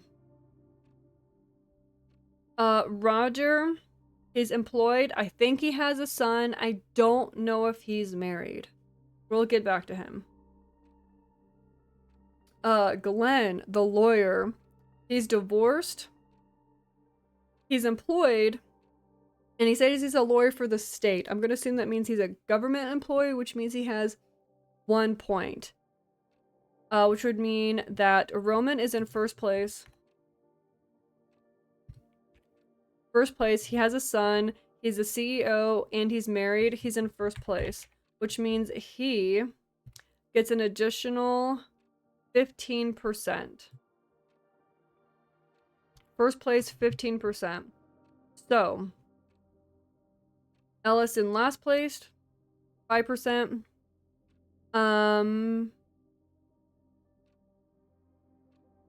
We know for a fact he's divorced. We know for a fact he has a daughter. We know this for a fact. So he only has 1 point, which means that Roger, it really doesn't matter if he's married because it would either be 2 or 3 points, which would still place him between Glenn and Roman.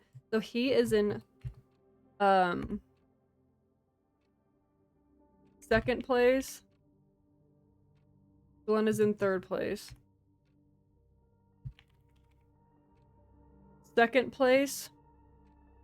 2nd and 3rd, actually, they both give 10%. So it doesn't matter at all. So an additional 10%. Being in 2nd place, you also get an additional 10%. So, with the percentages that I did earlier,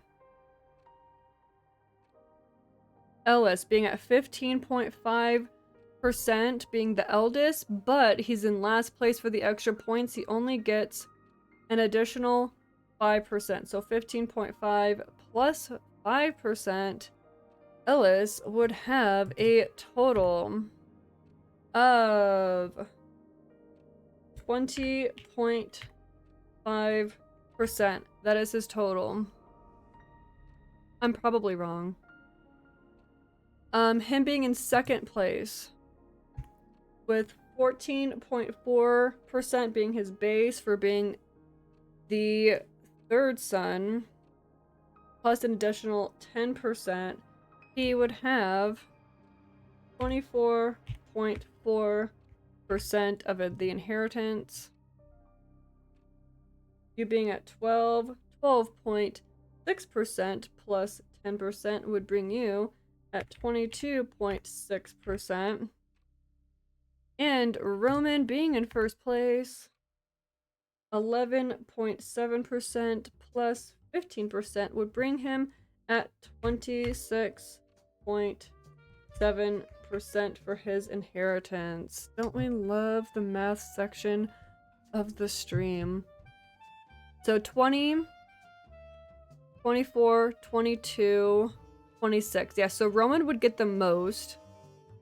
Roger would get the second most. Glenn would get the third most. Ellis would get the least. Now, what did I just do? I just put an F somewhere. I'm trying to, hello, open. Hello. We open this up. I'm gonna assume these are probably wrong, but let's try it out. Ellis. Ellis is 20.5.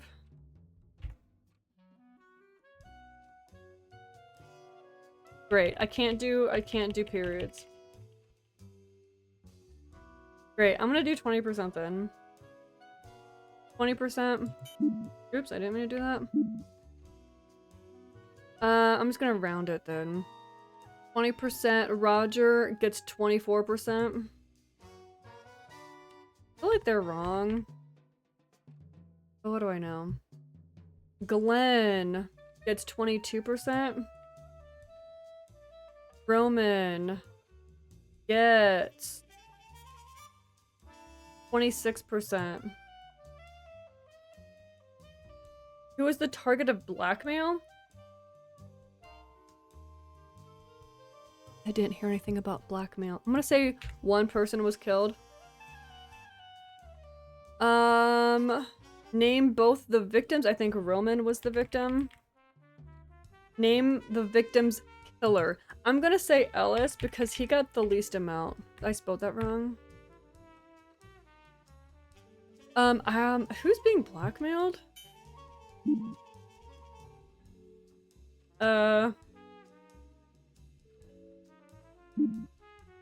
Honestly, I didn't see anything about blackmail.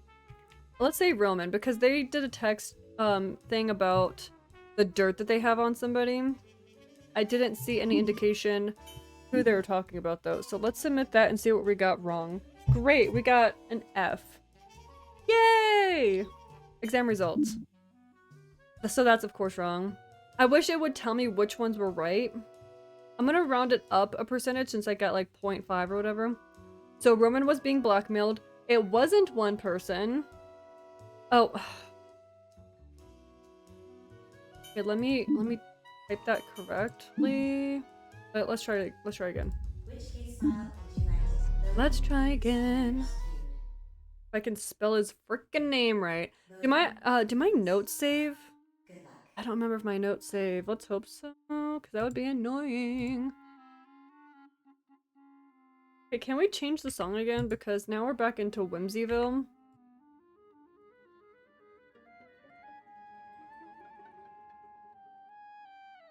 What's the song? I need to use a different, playlist. Okay, my notes did. Okay, that's good. Okay, let's do this again. Oh yeah, that's right, it does do that. Let's, type his name right. Ellis? Oh, I did it again. There we go. So, since it was said that there's two, I guess, but like, I don't know who the second person is. I don't know. I'm gonna round these percentages up then. So that's 21, 25, 20, 23, 27. Actually, 24.2 would round down. Let's, like, can we add that together, actually? Because it's supposed to equal... Was it 60%?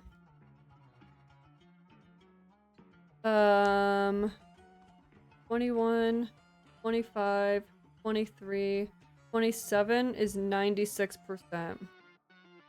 So... say Ellis being 20.5, we're gonna do 21. Roger being 24.2%, we're gonna do 24. Glenn being 22.6, we're gonna do 23. Roman being 26.7, we're gonna do 27. It still needs to equal 90% though.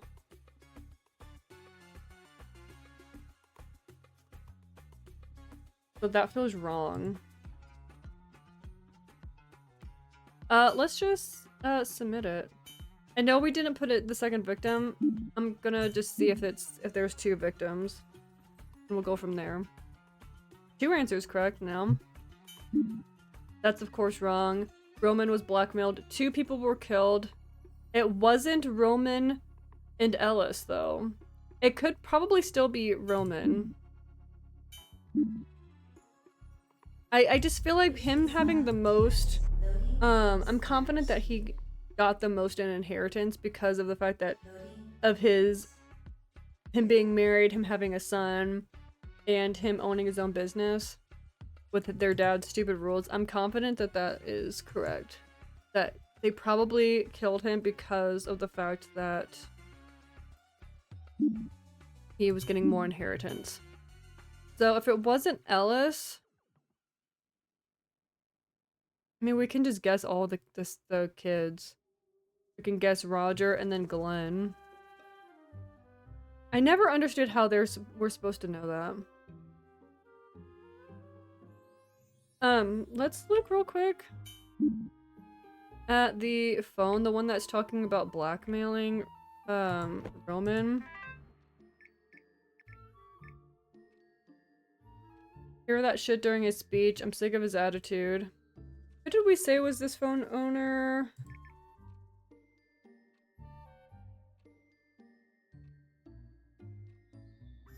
Hey, this playlist is super weird.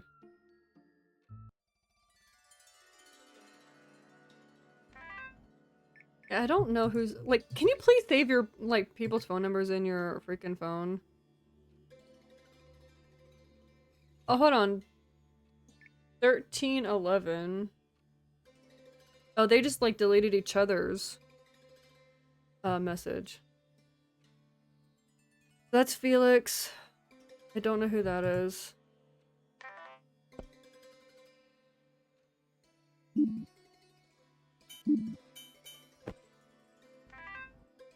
There's got to be the person that was killed's phone because it's in custody.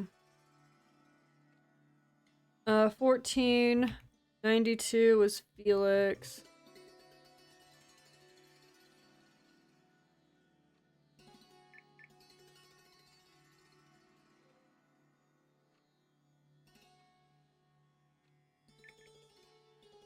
I don't know.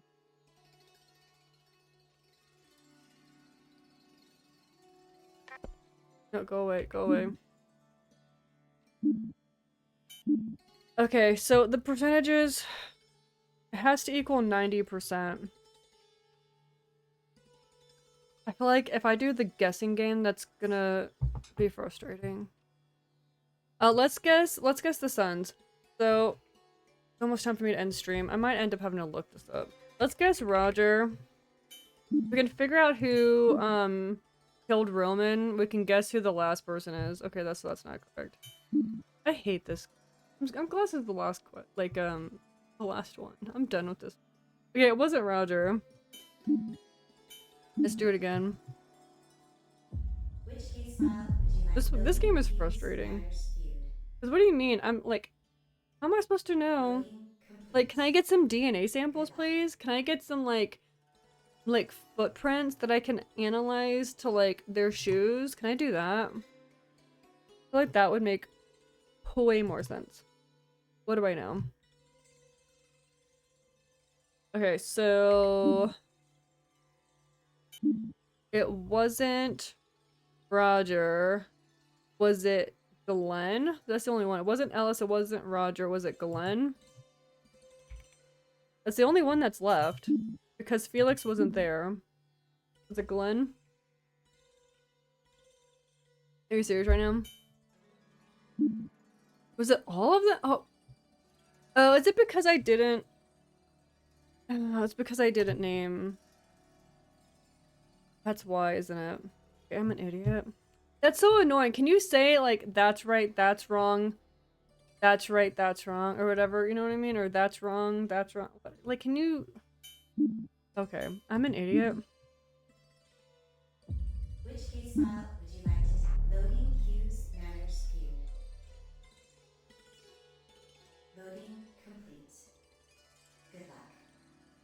Yeah, good luck is right.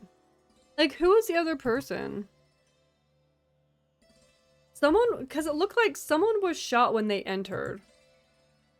Someone was shot when they entered because there's a bullet casing right here. So, like, this is where the gun came from. They quickly got a gun out. They loaded it. Came over here. Bam, bam. Right there on the floor, right? So I'm guessing that's the first person, even though there's no outline. So I don't know why there's not an outline there. And then upstairs there's an outline, but no blood. So I don't really know.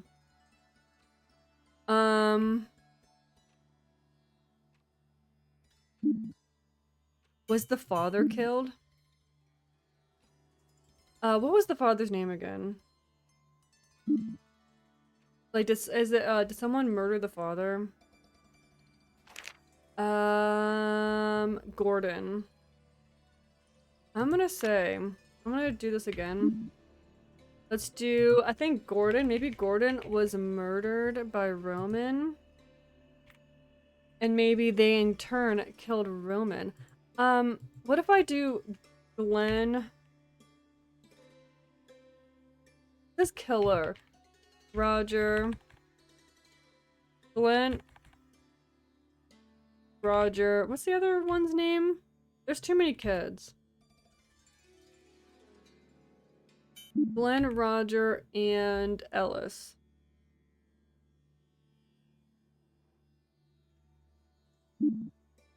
Glenn, Roger, did all of them kill him? Glenn, Roger, Ellis. Am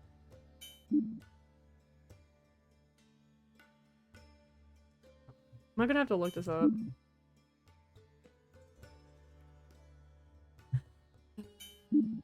Okay. To Google. Which case file would you like to tackle?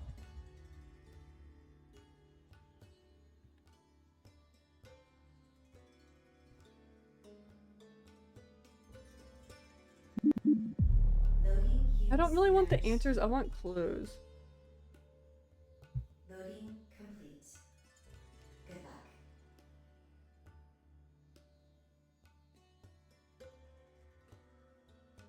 This level makes absolutely no sense to me. It makes me feel like I'm missing an entire room of evidence. I found the phones and vague messages. I figured out that Roman is absolutely the favorite, but no clue on who killed who.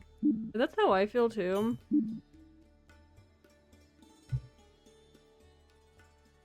Roman's three brothers hatched a plan to show them that they have dirt on him. The dirt itself is maybe not relevant. They met with Roman in the bedroom upstairs, though the phone says to meet outside, ? And upon finding out about the dirt, Roman kills one of the three brothers in retaliation. Oh. One of the two remaining brothers gets into a scuffle with Roman that spilled toward the top of the stairs, in which Roman is thrown off. Then one, brother, the killer, or maybe someone waiting downstairs, drags his body outside. Hold on a second. I disagree with that. Actually, was it? Oh, maybe he was shot here and then dragged that. Okay, you know what? Yeah, maybe they did drag him outside. I can't go outside though. That feels like that's evidence outside that I'm not looking at, and I can't go outside. So in that case, maybe Roman did kill one of the brothers.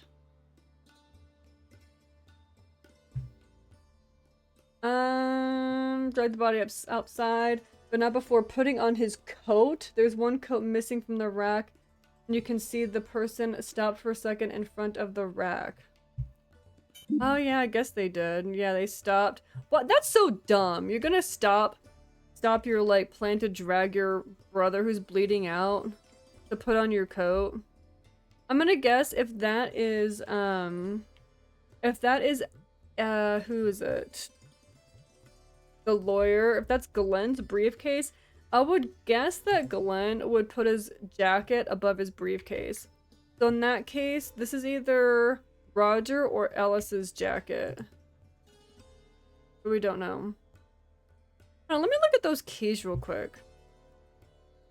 Because those keys that were upstairs had stuff written on them. That was like really hard to see.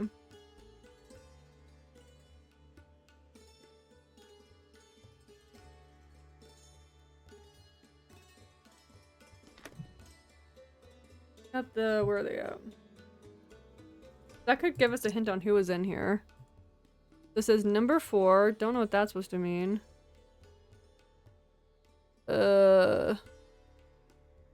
Hunter, banter, hunted. I don't know what that says.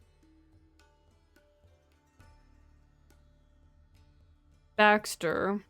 That's not helpful. Theft. CR something. Baker. Hold on. Bakerfield. Does Bakerfield sound important? Bakerfield. Is that Ellis's keys? And that says lock. Can I get a flashlight? What on earth?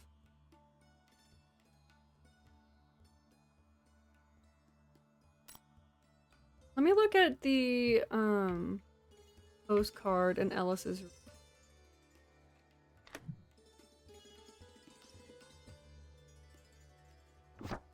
Miller's Creek. Oh, okay, never. North Carolina, Concord. Wait, hold on. From Miller's Creek. They're in Miller's Creek.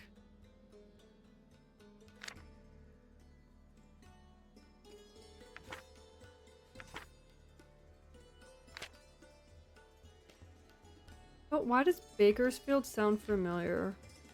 That's like ringing a bell and I don't know why. I could be making that up, that it's ringing a bell. That's quite possible.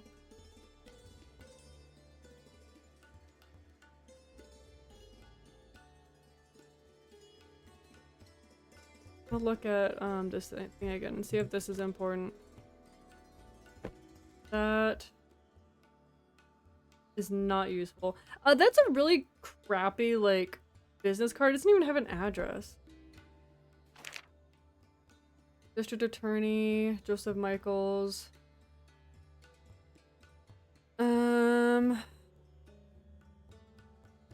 Burley Davison. Call Barley's family lawyer.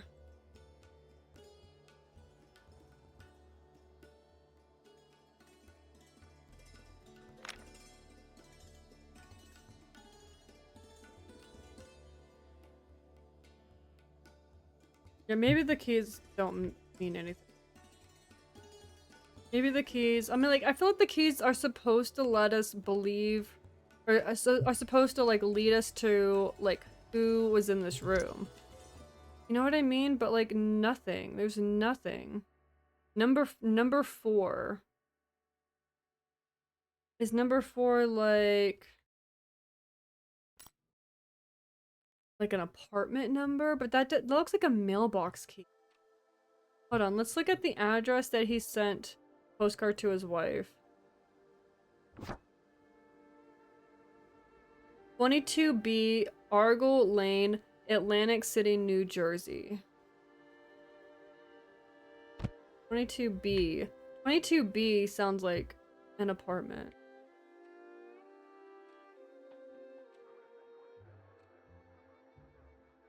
Can I get the freaking light, please? That'd be super handy. Like, number 4 feels like a mailbox key. Looks like a car key. Oh, that's a mailbox key. Okay.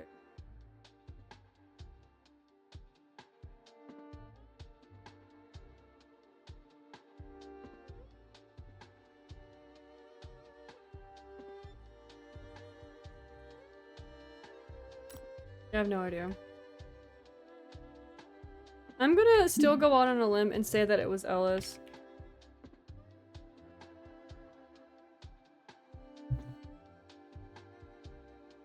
Okay, so back to the person online that I'm getting hints from.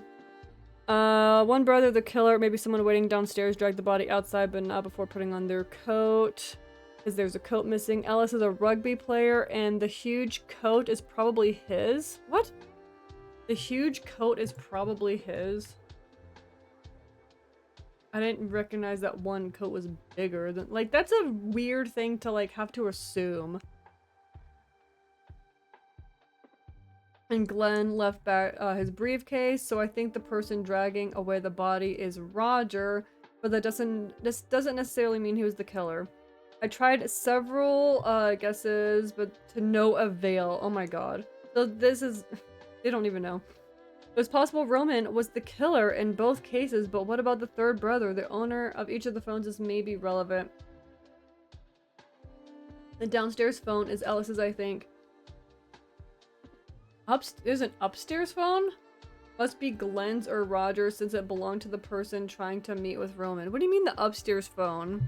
There's not an upstairs phone. There's the phone that we have in evidence. So what are you talking about, an upstairs phone? There is no upstairs phone.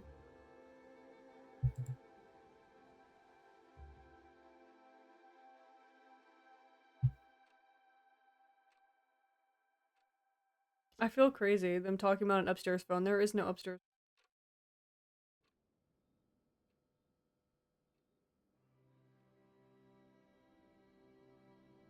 No upstairs phone, my guy.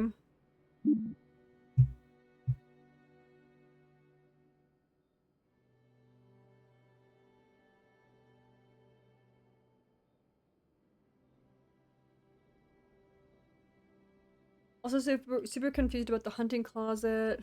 That one big red herring. There's something removed from the drawer, and I have no idea how it plays into... Exactly! Okay, yeah, this... I'm going to be under the conclusion that this game doesn't know what they're doing as far as the clues go, because it feels very like there are clues that lead to nothing, and there are clues that you should have that they don't give you. Going downstairs, we assume belongs to Ellis, because he talks like a douchey jock, which we get from his speech in the postcard on his desk. We know Glenn is divorced, with one daughter because of the planner in his suitcase, which we know is his because he says he's a state lawyer, and he mentions the DA in the planner. So the second conversation on the phone must be with Roger because that person says his son looks up to Ellis. But there's a kid, there's Samuel. Whose father is Samuel? The deleted conversation connects to the phone upstairs. They keep saying the phone upstairs. I'm guessing the phone that we have in police custody down here. I'm guessing they found upstairs, but it doesn't say that they found it upstairs. That's just presumption. Whose phone is upstairs? Glenn's or Roman's? Probably Glenn, because the one conversation is with someone who clearly doesn't like him and is taking a call outside, probably a business call, and again the deleted conversation connects it to the phone downstairs, which we believe belongs to Ellis. How to determine the killer in Ellis's room is a golf bag, and one club is removed leaning against the door frame. No reason for that to be the case other than swinging it around the house. There are multiple marks on the walls in the upper floor. I thought that was because of the kerfuffle. There are multiple marks on the wall on the upper floor. One on the floor in the room we think is Glenn's. A broken vase, a knocked over statue, etc. Probably Ellis clubbed Glenn. Why would he club Glenn? I have no idea why. Presumably something to do with their deleted conversation. I think Glenn was backing out of whatever they wanted to do to Roman and was texting Roman to warn him. After that, it's pretty simple. Ellis goes downstairs and gets killed, but by who? Roman is probably still outside on the phone, but even if he's inside at the time of Ellis's death, we know Ellis was shot because of a shell casing in the living room and the missing pistol in the gun room. The only two people were taking hunting with their dad, Roger and Glenn was upstairs. Okay. This is a lot of presumption. We're gonna go with it though. We're gonna go with the presumption. Is this why like a lot of people get wrongfully convicted because cops are just like, meh, it's probably so and so, whatever. Moving on. So they said probably Ellis clubbed Glenn. We're gonna go with that. We're gonna say Ellis clubbed Glenn, according to this random person on the internet. And they think that Ellis goes downstairs. Oh, Ellis goes downstairs, gets killed, but by who? Roman is outside. Ellis was shot because of shell casing. Roger. So it must have been Roger. So Roger kills Ellis? But why? Let's see if this random person on the internet is right. This is incredibly confusing. Am I currently frozen? I think I might be currently frozen right now. That's still wrong.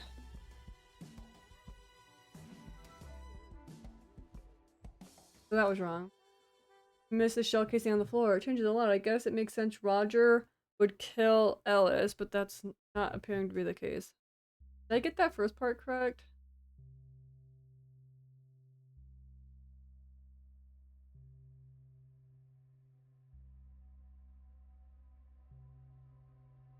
Multiple marks on the floor. Yeah, Ellis clubbed Glenn. That's not... Again, I wish it would tell me which part of the question was wrong. Another possibility I considered, which might be the most likely, is that he didn't realize it was Glenn and like that was Roman's room and Glenn was in there because he had been looking for him. Oh, this is all presumption. Yeah,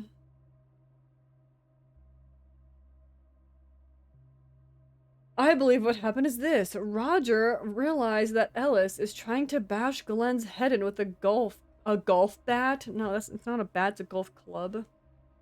Glenn is probably Roger's closest friend amongst his 3 brothers. That's, again, it's presumption. None of that is found in the game. None of it.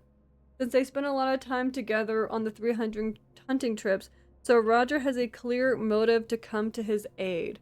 He rushes to the gun room, which he knows from the hunting trips. I mean, it's not like it was a hidden door. Frantically grabs a handgun, grabs the ammunition. Can I just get the answers? I'm gonna be honest with you. I kind of just want the answers right now. I don't want presumptions anymore. I just want the answers. Because this is so frustrating. And I feel like we just don't get the clues that we need. I kind of just want the answers, if I'm gonna be quite honest with you. I honestly don't care if I'm cheating at this point. Okay, so walkthrough. I feel like that's not... What? We're under Hughes Manor feud. Answers and explanation. Oh, here we go. So it says Ellis is 22%. That's actually close to what I had. Oh, hold on. Let me restart. And like, I think it goes to show the percentages. I feel like I got the percentages right. But you can't do a percentage point of a, on the thing. I feel like I'm pretty good at math. I'm not very good at percentages. But I like to think I'm pretty good at math. I'm better than I think, like, the average person. I feel like a lot of people don't like math. So according to this walkthrough, it says Ellis is 22%, which I was close to because I had, like, what, 20 something. Roger, 26%. Glenn, 24%. This feels wrong. Roman, 28%. This is more than 90%. Combining the letters left of the deacon in the living room and then the deacons, you can see the conditions for distribution. To distribute 17 to... That's not what it says. Second, Roger. Unless this is with the, No, it was originally 15... What? The math doesn't make sense to me. Roger, it says 16%. Glenn was originally supposed to be 14%. This math doesn't make sense to me. Is it? Hold on a second. 1 second. Let me... I'm gonna look at the thing again. Because they, don't mind my notes doing WW. Where was it? Was it this one? It says 17%.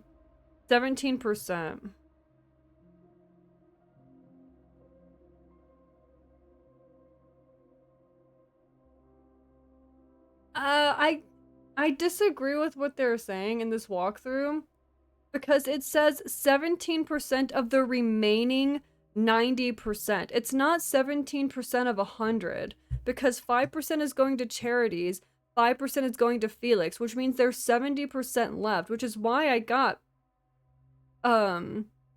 decimals. I got 15.5% because it's 17% of the remaining 90% after you finish with this 10%. So he wouldn't have gotten 17% because it's out of 100. I'm gonna say it right now, fuck this game. Fuck this game because they're getting the math wrong, okay? I feel validated. I feel validated in my percentage math because if the walkthrough is correct, with the I'm just gonna submit this as is, see if their percentage is right. We're gonna see if it's right before I go on a whole tangent. That's bullshit. That's bullshit. That's out of 100%.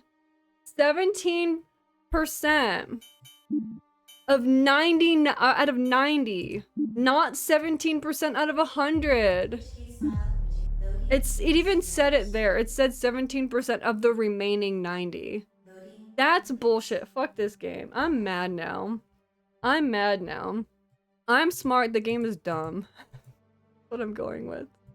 I'm so frustrated with that percentage. Because it doesn't matter.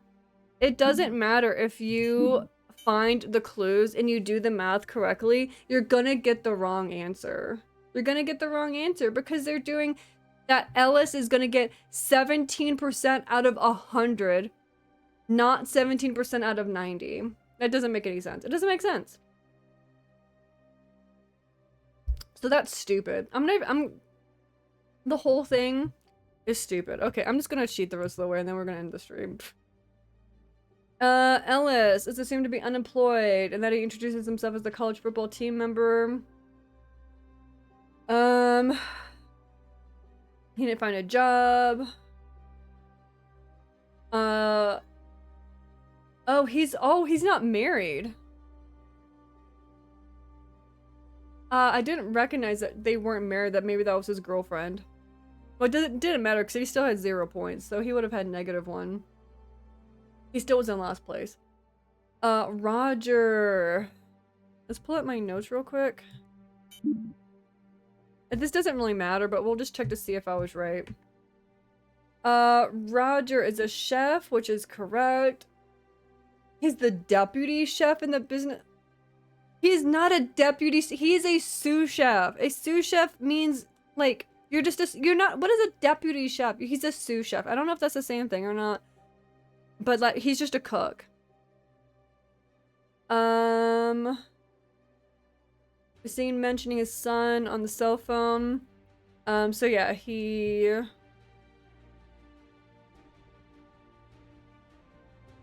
Middle manager plus, I guess, I don't know. So he apparently had 4 points. Oh yeah, so son. I assumed he had a son. I think he had 4 points. Whatever. I don't know if that's true or not. Glenn's job can be seen as a lawyer or civil servant. He's divorced. He has a daughter. Civil servant, but he works for the state. So I feel like if you say that you work for the state, yeah, you don't work for the federal government, but you work for the state government, right? Like, why else would you say you work for the state? I don't know. So it says that Glenn, it doesn't really matter because second and third place both get 10%. Roman is the president of the company. It does not say president. It just says that he has his own company. It doesn't say what like his position is. I'm guessing he like founded the company, but anyway. In some sense, he will succeed the family that can seen in the posted at the desk of the manager. He has 5 points. I put 4, but he still had first place, so it doesn't really matter. So Ellis, it said 17% plus 5% is 22%. Roger, it said 16% plus 10%, which I was correct on. 26%. I disagree that they're taking percentages out of 100, not out of 90, but whatever. Glenn, 14%. Additional 10%, 24. Roman, 13%. Additional 15%, 28. Who was the target of threatening? Roman, that is correct. If you look on the phone, you can see the three of the sons have been conspiring to kill the other one. It doesn't say kill, it just says that they want to teach him a lesson. It was kind of vague. You could assume Roman is the target.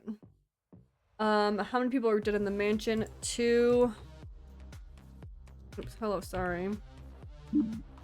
So 2 people were killed, even though again there's only 1 outline and 1 blood spatter that aren't connected, but whatever.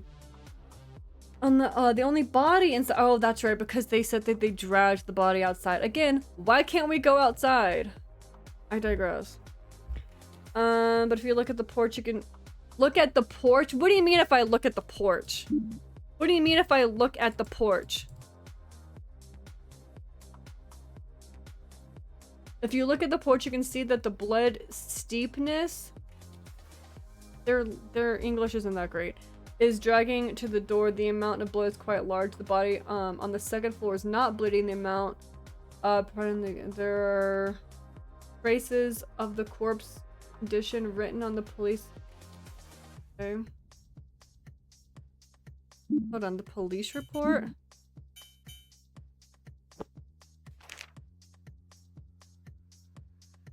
Dirt on the underside of the body. I mean, I feel like that's not the hint that it was dragged, but whatever. Yeah, shot in the forehead. See, that doesn't say that there were 2 victims, though. It said Lorraine was a witness. And it just said unknown victim. It doesn't hint that there's more than 1 victim. Fuck. I'm endlessly frustrated.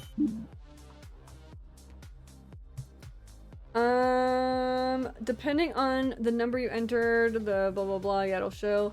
Answer 1. Victim Glenn, perpetrator Ellis. How are we supposed to know? Oh, did I spelled his name wrong?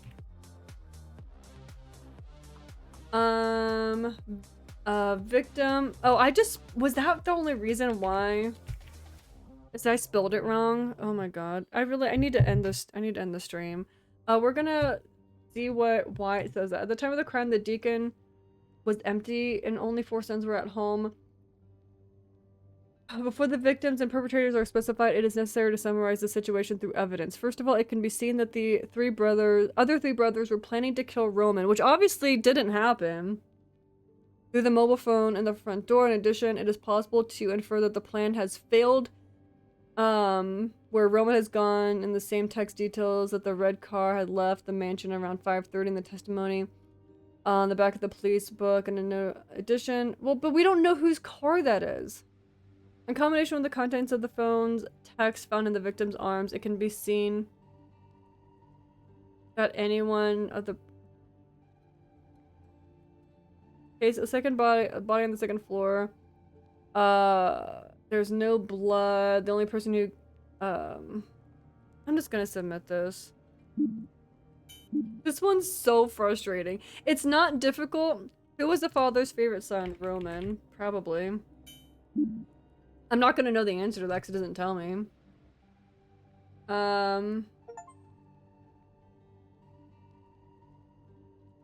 Yeah. That's correct. That's endlessly frustrating. It's not 3-star difficulty because it's hard. It's 3-star difficulty because you don't give me the clues needed to be able to get the correct answer, and you also did the math incorrectly. I will die on that hill. The math is incorrect. I'm sorry. Because you said out of the remaining 90%, which means it's gonna be a decimal. Anyway, let's see what they say. On May 16th, 2003, at 1 p.m., a gathering was held in honor of the death of Gordon Hughes. Friends and family of the late Gordon came together to pay their respects and share heartfelt... They weren't heartfelt. They were just like, that's not how percentages work. It should have been like 15% then. That's... What's scary is that there had to be a programmer on this project. Yeah, it was out of the remaining 90%. That's frustrating. They weren't heartfelt eulogies. They were just talking about how good of a worker he was and how they, like, appreciated his business. They weren't heartfelt. Anyway. After the gathering concluded, the guests departed, and Felix left to attend to some errands. The only individuals remaining were Gordon's 4 sons. Ellis proceeded with his plan to blackmail Roman. Blackmail for what, though? We haven't seen what the actual blackmail is. Roger and Glenn were also in on the plan, although with varying degrees of hesitation. They all agreed that Roman's comments were out of hand. We don't see that, though. And disrespectful to their father's legacy. Of the two, Roger was more willing to follow Ellis as long as his own 2 children weren't around to see the conflict. Okay, so I'm guessing that was Harmony and Samuel, because they left their little gift bags in the front, so I guess they left somewhere. Glenn, contemplating the consequence of their actions, warned Roman about the impending scheme, prompting Roman to leave the premises. Again, we don't see that.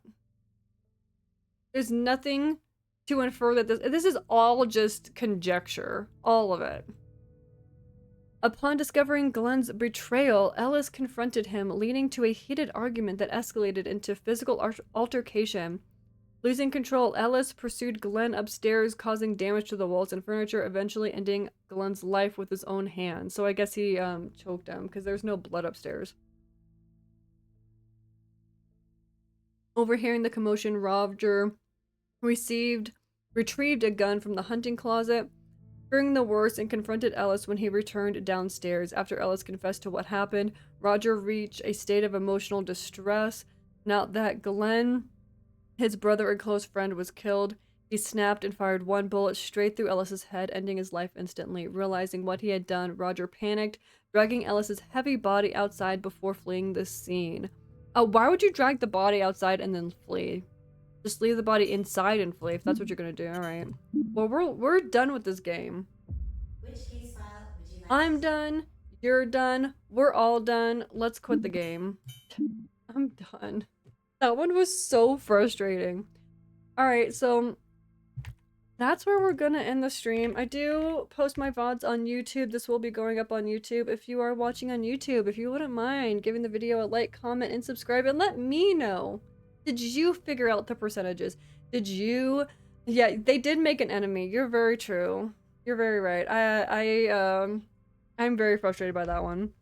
But yeah, I play The Sims 1, Sims 2, Sims 4, cozy farming games, mystery games on Monday, and then some random things here and there. If you like those kinds of games, tomorrow I'm gonna be playing... Is tomorrow The Sims 4 Very Veggie Challenge, I want to say tomorrow. So I will be back tomorrow. Yeah, until then, bye.